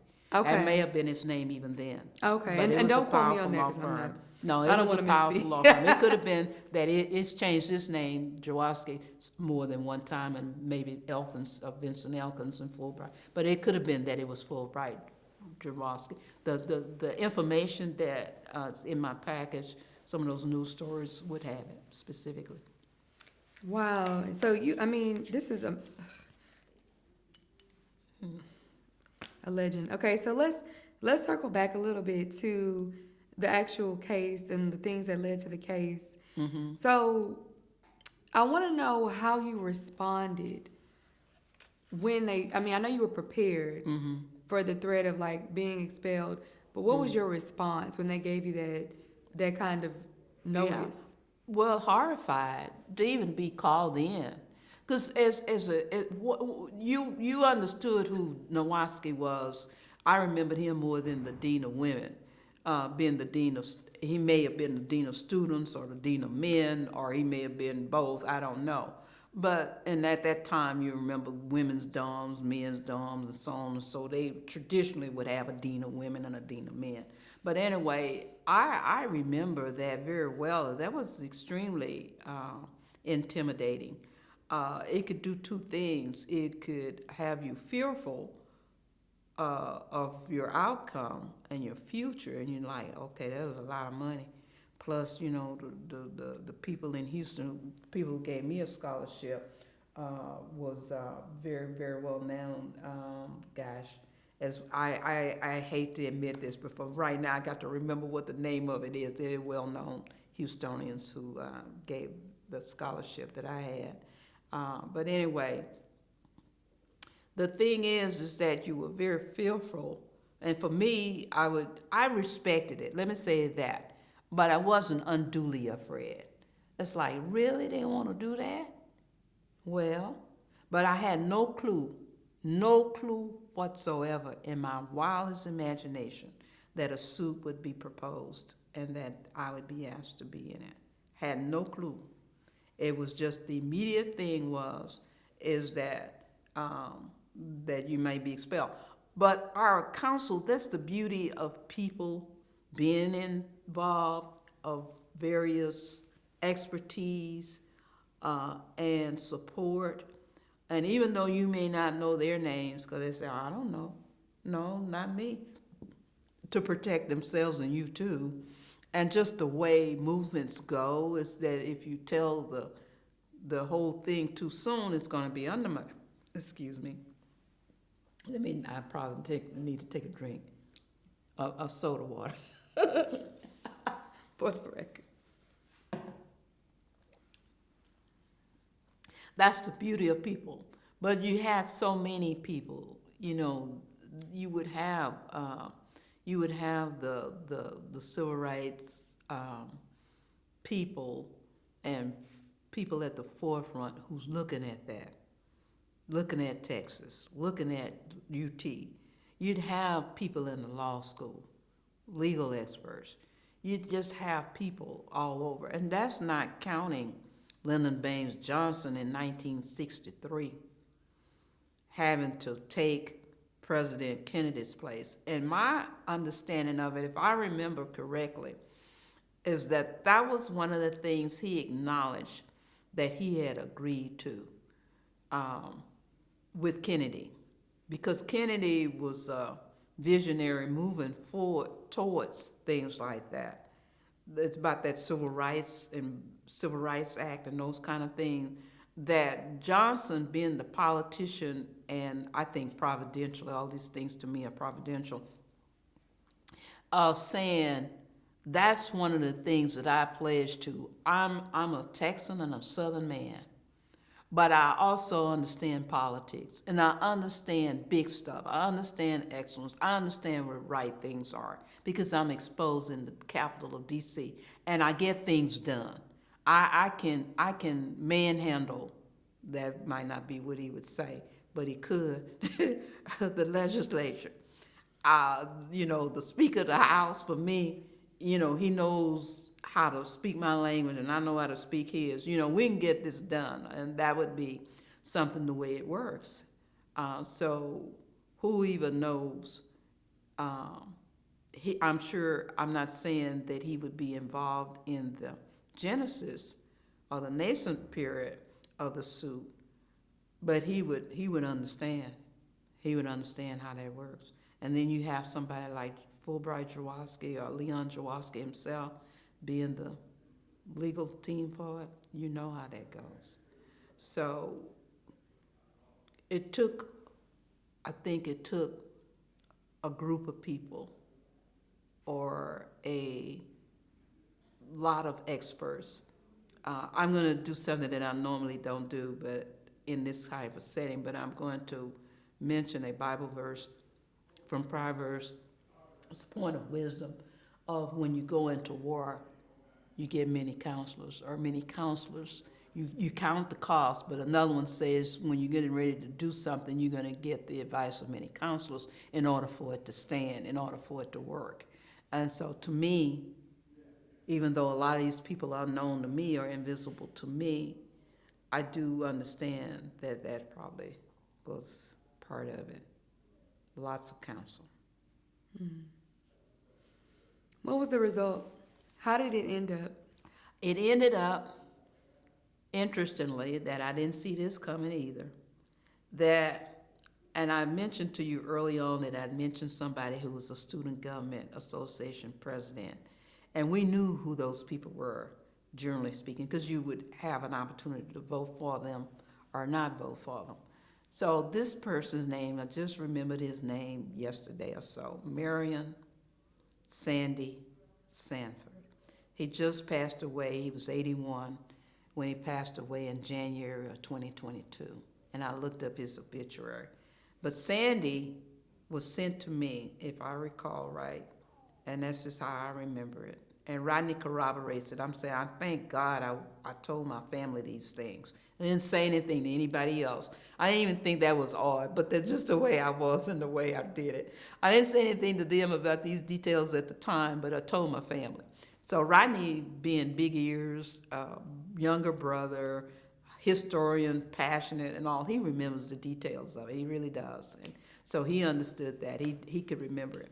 That he was sent as student, to me it would be because he was Student Government Association president or the leader, to come to me on behalf of Harry Ransom. He came to me in person and told me that the chancellor wanted to see me and gave me a little idea of what he wanted to see me about. I wasn't afraid. I was concerned about what I was going to say or how he would respond, but I really wasn't trembling or any of that. I just, okay, I don't quite know what to do. I give it some thought. There's no question about me meeting with him, but I don't know what I'm going to say to what he's going to ask or say. But the bottom line was I met him, Chancellor Ransom, because the suit is Leroy Sanders et al. Versus the Harry Ransom et al. university in the matter of dormitory desegregation. It's in the paperwork. But anyway, so I went to his office, and he laid out to me that the university wanted to, on its own, integrate fully. Okay, so for me, and something, even though that was the dormitory suit, and that's the way you don't take a shotgun, what people call a shotgun approach to things. You have a goal, and you specifically zone in, target that, dormitories, and that was the deal. That we understood, or it was unwritten, generally speaking, that we're talking about athletics, no varsity athletes open to anybody, black. We're talking about some off-campus facilities that the university has ties to or owns or oversees. We're talking about student activities. Even in the deposition, Jaworski, either it was himself or one of his law partners, which is also standard, asked me about activities. And my lawyer, I remember him saying to me as we walked to I was walking to the bus and he was walking to his car, that I didn't fall for, there's something in logic that's called, I've forgotten the name of it, but if you concede, you give away something in order to have something, but I wouldn't concede in saying that, he said the choir's open. He gave 2 little bitty activities. And I'm like, I didn't say in the court on the deposition, but no, we talking about the big stuff. That ain't, I didn't say it that way. I just said, oh no, that I don't have a talent or ability or capability in that area or something. I got away from it without conceding. And he'd also told me what lawyers tell people who've been disposed: don't volunteer information, stick to yes or no. And if you're unsure about something, don't bring it up or answer that way. But anyway, so that was a part of it. It was the big picture. So if he says we want to voluntarily, if we have it in our plans and we're going that way, the regions, to open the university, the housing, the other facilities we oversee, athletics, and so on and so on, but we need you, I don't know what word he used, it would have to be legal and certainly not grossly unethical, dismiss or withdraw the suit. As you might know, well not might know, as you would know, is that once something is in court, it has to be under the court's auspices. In other words, the suit had passed their move, the defense move, which is kind of standard, either summary judgment or dismissal. In other words, if it doesn't have merit at that point in the case of what they see so far, evidence or whatever they have, the judge can rule for the defense to say, okay, they don't have enough to go to trial. So we'll just honor in the affirmative and say, yes, we rule for you in summary judgment or dismissal. But once it passed that, which it did, the issue would be that the court would have to act on it, or the plaintiffs, the defendants, the parties have to act on it. Well, the defendants can't do anything but say, yeah, we'll agree. They can't say we disagree. They've already said that. Or the plaintiff could say, well, you know what? For whatever reason, I just withdraw the suit. I withdraw. So I could do that, but I would have to do it legally. That's what he asked me. In the meantime, backing up when you say some other things that I saw, during that period, some contemporaries of mine, and I literally watched them, were elected to, some of them first, if not all of them, but at least some of them first, blacks, to be mortarboard, orange jackets, spooks, and maybe a couple other things. Those were honorary organizations at the campus. They were well-known But, we didn't have part of that. They didn't say anything to us. But they had this tradition of coming and doing what they say, tapping you. And I witnessed those, because some of my friends and fellow students were tapped or given those honors. And I myself was given an honor with that honorary journalism fraternity. So I think my personal opinion would be, unless I'm not supposed to say it or it's unwise or unwanted, my personal opinion would be the influence of that suit, I think, to start moving, for the university to start moving in some good faith effort, or if it's not good faith, a show or an appearance of good faith efforts to strengthen their position with that suit. But going back to the suit having to be resolved, where the judge says when it comes to its natural process and to where he can rule in favor or jury rule in favor or against, timing was not good for that. Not only that, I would think that definitely the chancellor would want the university to say, we integrated on our own. And the other thing for me was, when I gave it some thought after I left his office, I asked him to put it in writing, the basic. I wasn't a lawyer, still am not, but the basic thing in writing, and he did. And I don't know if Sandy brought that response to me or not, the student government president, who went on to be a lobbyist and a lawyer. But I don't remember who brought me the letter. It was brought to me. But I noticed, and it's in one of the articles, that it had strikeovers, because at that time there was no, you couldn't just say, okay, backspace and delete it. I'm not even sure if they had whiteout, but they probably did. But I did notice strikeovers, some X's where, and I thought that he typed it himself. That's my opinion. But anyway, my lawyer was not available to me. Part of what he was is that he was a Navy person, or he was in the military or in service in some way where he'd be out on a ship. And so I couldn't talk to him directly, but I did contact his office to give him the message that I was willing to dismiss it, and he had to do the legal paperwork, obviously. And on May 15th, which is my birthday, the Regents, and it's in their board, it's in their minutes, agreed or voted to desegregate it. And there's a quote in there where one of the regents said something about from band room to classroom to dormitory. I'm paraphrasing it and not showing it, but it's in one of those articles. We're going to integrate.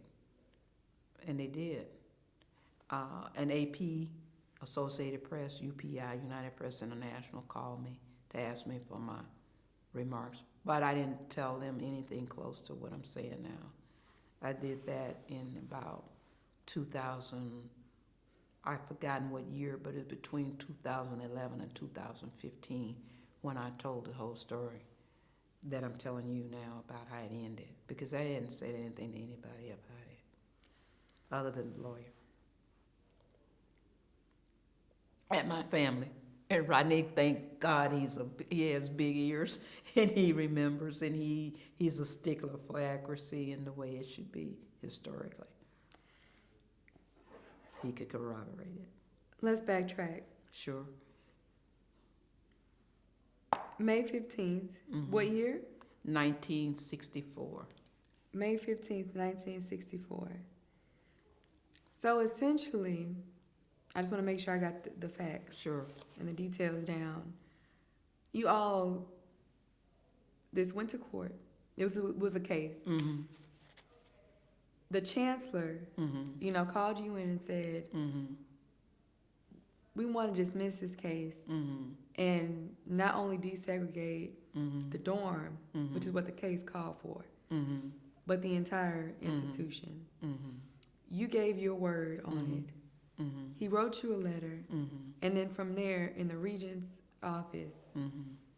the entire university Mhm. was desegregated. Mhm. Yeah, you can get the minutes of that whole process. They're available. So you ultimately Mhm. did the case was dismissed, Mhm. and the university. Mhm. Mhm. That was, I can't remember when he called, but it wasn't that long before May 15th. It was in spring, I imagine. It was not a long time. So from you and your friends Mhm. sitting down Mhm. in a dorm, Mhm. just sitting there, Mhm. not sleeping there, not Mhm. Not you even. desegregated the entire university. Mhm. Mhm.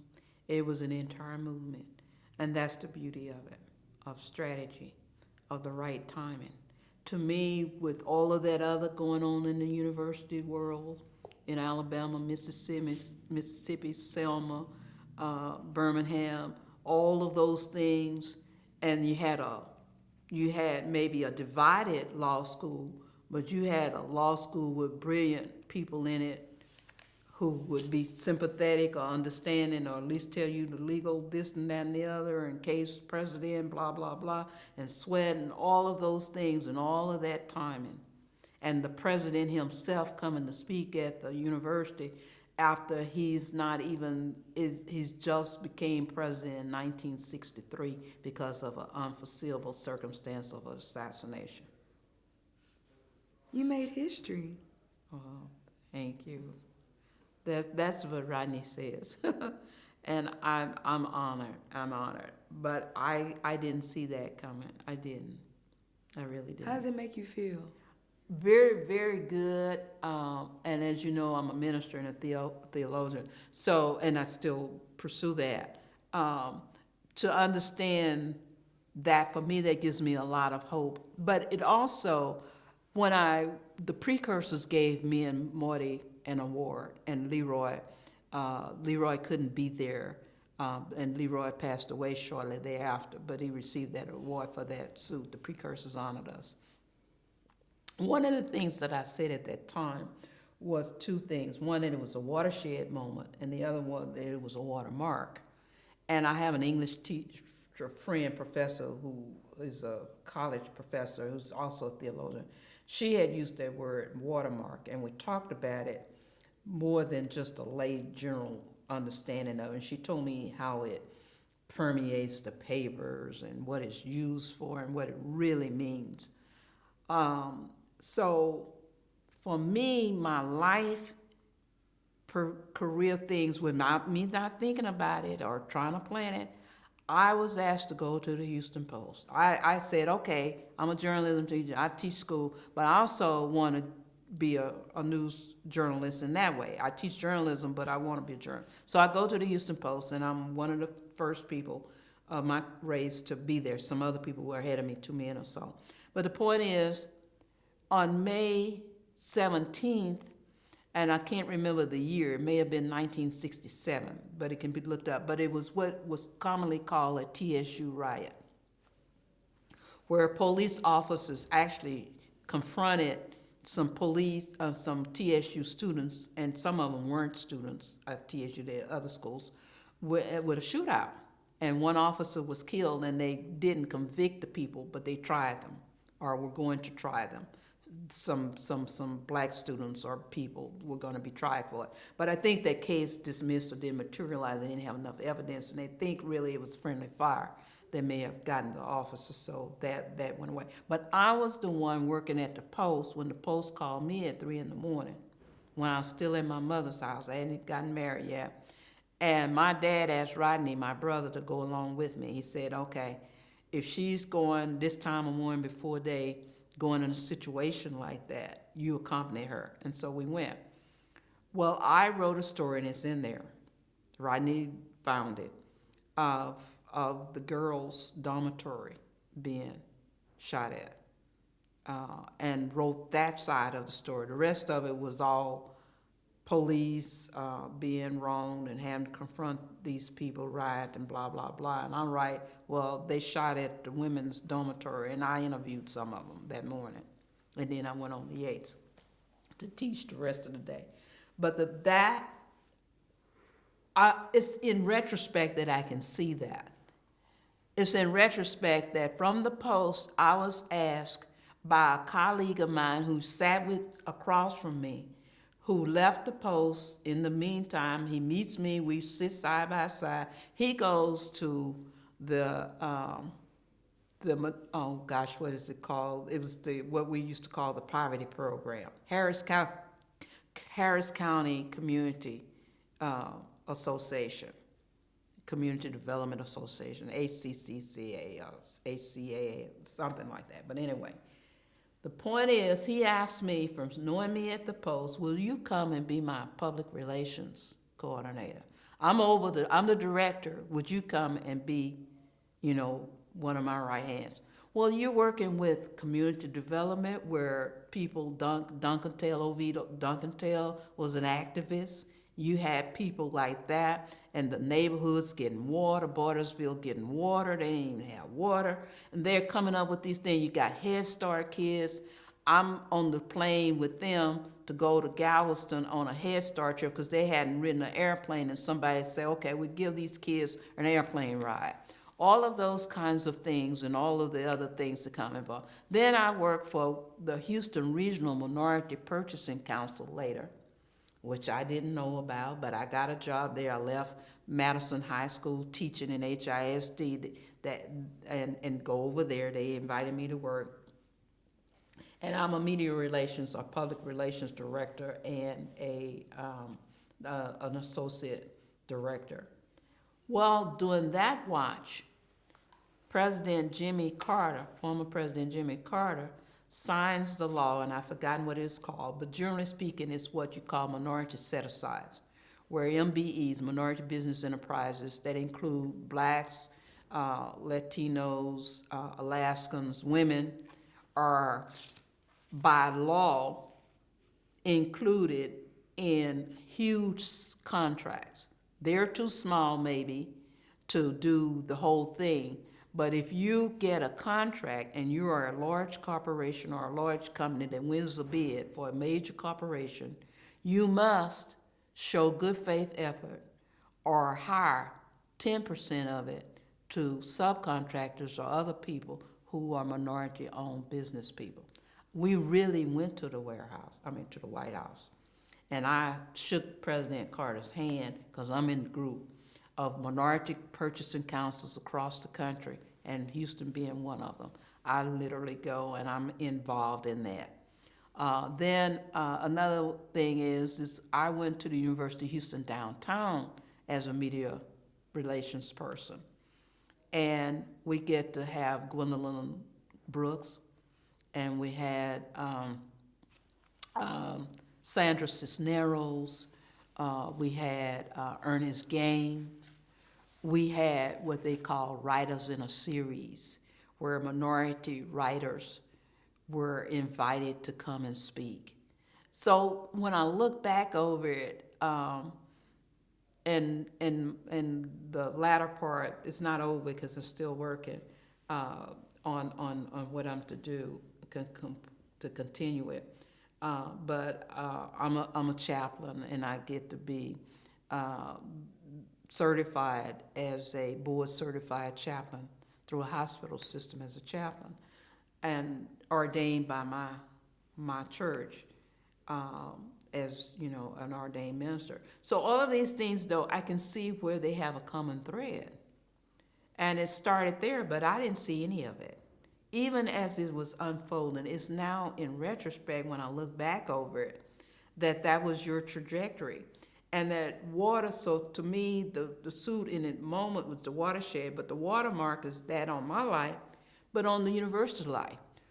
When the law schools, with those affirmative action cases where people challenge, and I've forgotten the names of them for the moment, but on a quiet day I'll remember, challenge the universities for affirmative action, which I'm not going to speak on this because I don't know what I'm talking about and it hasn't unraveled yet, but the Supreme Court is discussing that now.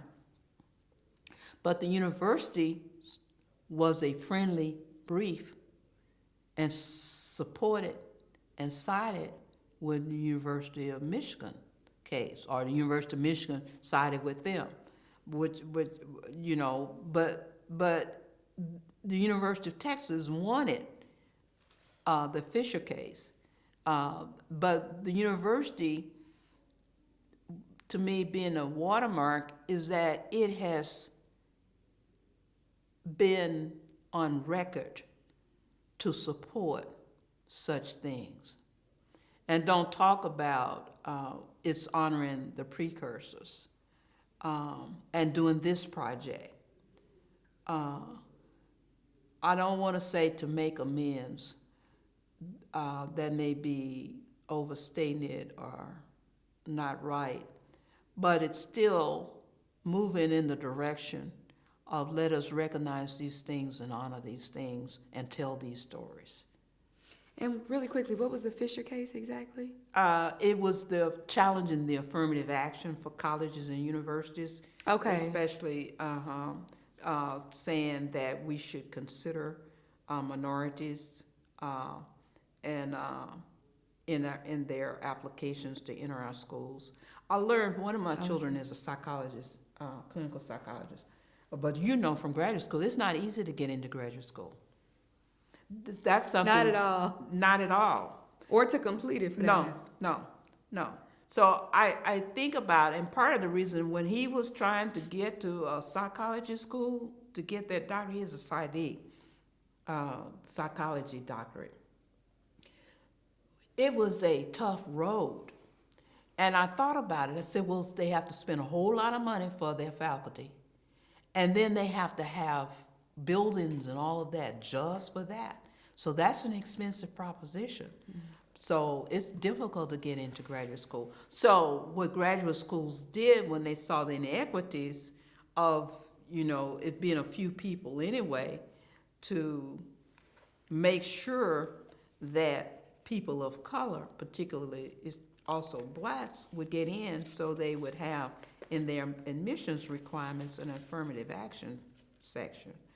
And people who say, oh, that's not fair, it's discriminating against white people. But that's what they say, and they brought those cases. That's what they say. They don't understand or just ignoring. They disregard all the history, yes, the current circumstances, yes, to make that type of claim. Yes, and all the other people are white or majority or whatever. The reverse racism thing, right, doesn't really exist. Exactly. But that's the claim. Exactly. So I want to talk about this really quickly before I circle back to this. Sure. What was the commencement? Did you walk across the stage? Mm-hmm. How was that for you? It was gratifying, and for it to be Lyndon Baines Johnson up there speaking, and I'm not sure if he handed out diplomas. I don't think he did that. He may have. I can't remember. The fact that he was coming and he was there. And as you might remember, well, you wouldn't remember because you weren't living, but Kennedy was, to me, locally, was a turnaround in politics for black people. We had just, or were struggling with the voting oppression, but people turned out in numbers. There were buses, there were cabs. I remember my mother-in-law coming in from a day's work out on the other side of town by bus or whatever, changing clothes. At that time, blacks would dress up. Some people would even wear gloves and hats to vote. It was that. And that gave us a sense of hope as a people. And so his agenda or his goal that he stated of that Civil Rights Act was on his agenda. And so there's a time, and Lyndon Johnson, we always respected him because he was a powerful legislator. He really was. And his wife was well known and liked for the beauty and the flowers and being down home in Texas and so on and so on. So Lady Bird. yeah, and that wildlife or those wildflowers and things and so on. So and for me, I remember the girls coming up in the White House and stuff like that. But to me, that was a bigger than life situation.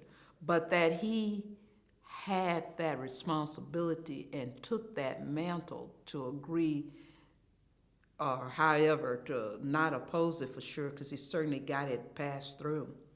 Both that and on his heels, the Selma thing. I did a paper recently on that Selma issue of the Voting Rights Act. And he didn't want to do it because, well, wait a minute, we just passed this. Now you're talking about this. So, but at that time in 1964, that was a tremendous thing. And for me to come through and finish the University of Texas, oh, that was awesome. And my whole family were there. Not all of them could come because it rained out, so we had to have it indoors in an auditorium. But some of them did. Both grandmothers were there. Daddy and Mama were there. Rodney was there. Pat might have been there, my cousin that I talk about. But I had a large number of people who came. And for the whole family, they really celebrated. It meant a lot to the family. And that's one of the things, too, that you can appreciate and have empathy and sympathy for, and wanting to do your best. If they send you out, with $2, their last $2 and some cornbread and chicken, as some of those movies would show, Great Debaters and some of the other stories, that's meaningful to you, the whole community. When the Austin community, the sororities, the organization, they didn't care what sorority you belonged to or didn't belong to, they would come over and support you with inviting you to dinner or inviting you to an event or supporting you, I was saying, Eva, with the contest of dormitory, giving her bid spreads and so on, and they won, they placed, that kind of thing. Those things are meaningful to you as a person, as a what they call your biological family or your family of origin, as well as your community and your ethnic group. But I do have fondness for Sandy. I almost cried to learn that he had passed away, because when you said that we vote and we would get involved in SGA politics or personnel or personalities, that to me was meaningful. This is beyond meaningful. Everything that the timing was perfect. Mm-hmm. It was the time, and you were clearly, that was a purpose, that you fulfilled a purpose, right? That you didn't even realize you were walking into. To be looking across the street growing up at TSU, and something, you had a burning desire to be at UT. You probably didn't have any idea that you were going to be one of the people responsible for desegregating the university, but that's why you were put there. Yeah. You know what I mean? Yes. And that is tremendous. And to walk across the stage as a history maker for yourself, but everything that you did for the people that would come after you. And it makes me think about what you said earlier about Heman Sweat. And, he fought for what you were able to later on fulfill. Absolutely.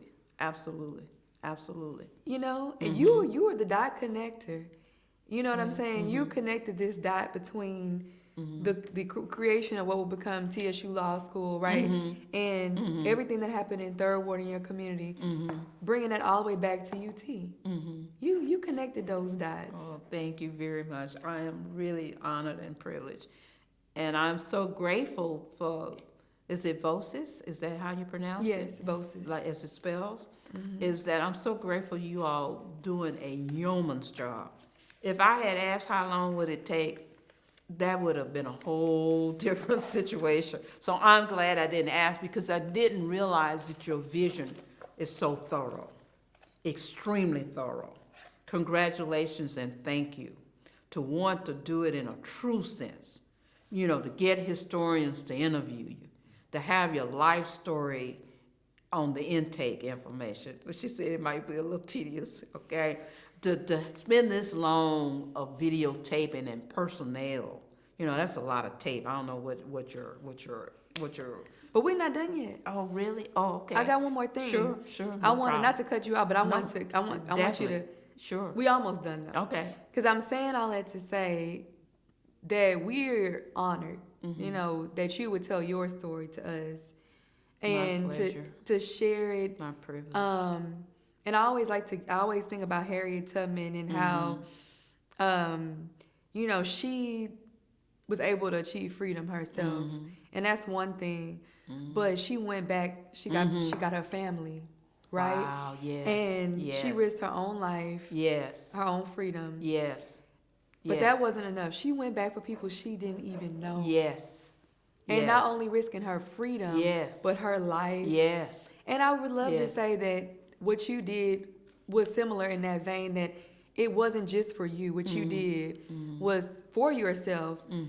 Your brother came behind you. You know what I mean? And then you have how many thousands of other black students and people of color who came behind you at the University of Texas and who will continue to come behind you. And for what you did, you make their life a little bit easier. And so I commend you, and I'm thankful to be in your presence. Thank you. And for you to share your story. And I want to know if there's any advice that you have for anybody coming behind you, you know, at the university as a black person or any, you know, person of color or any student that you can share. I was asked that because part of the benefits and the privilege and honor with that is that a history teacher, and I can't remember her name right now, I didn't come prepared to give it, asked me to speak to her class because the precursors invite us and the university for the Human Sweat Civil Rights Symposium or Symposium and other events. So one of those events, I was asked to share the podium with some other precursors and talk about women, gender, and race. And out of that, she was there and had her students to come. She asked me would I come speak to her class, and I did, and they asked that. My thing is to follow your passion, to do something. Even, you know, there's a little story, it's a trite story, but it's a boy throwing back one starfish or one jellyfish. I bet probably one jellyfish would have stung it, but, you know, a starfish, let's say, help the starfish.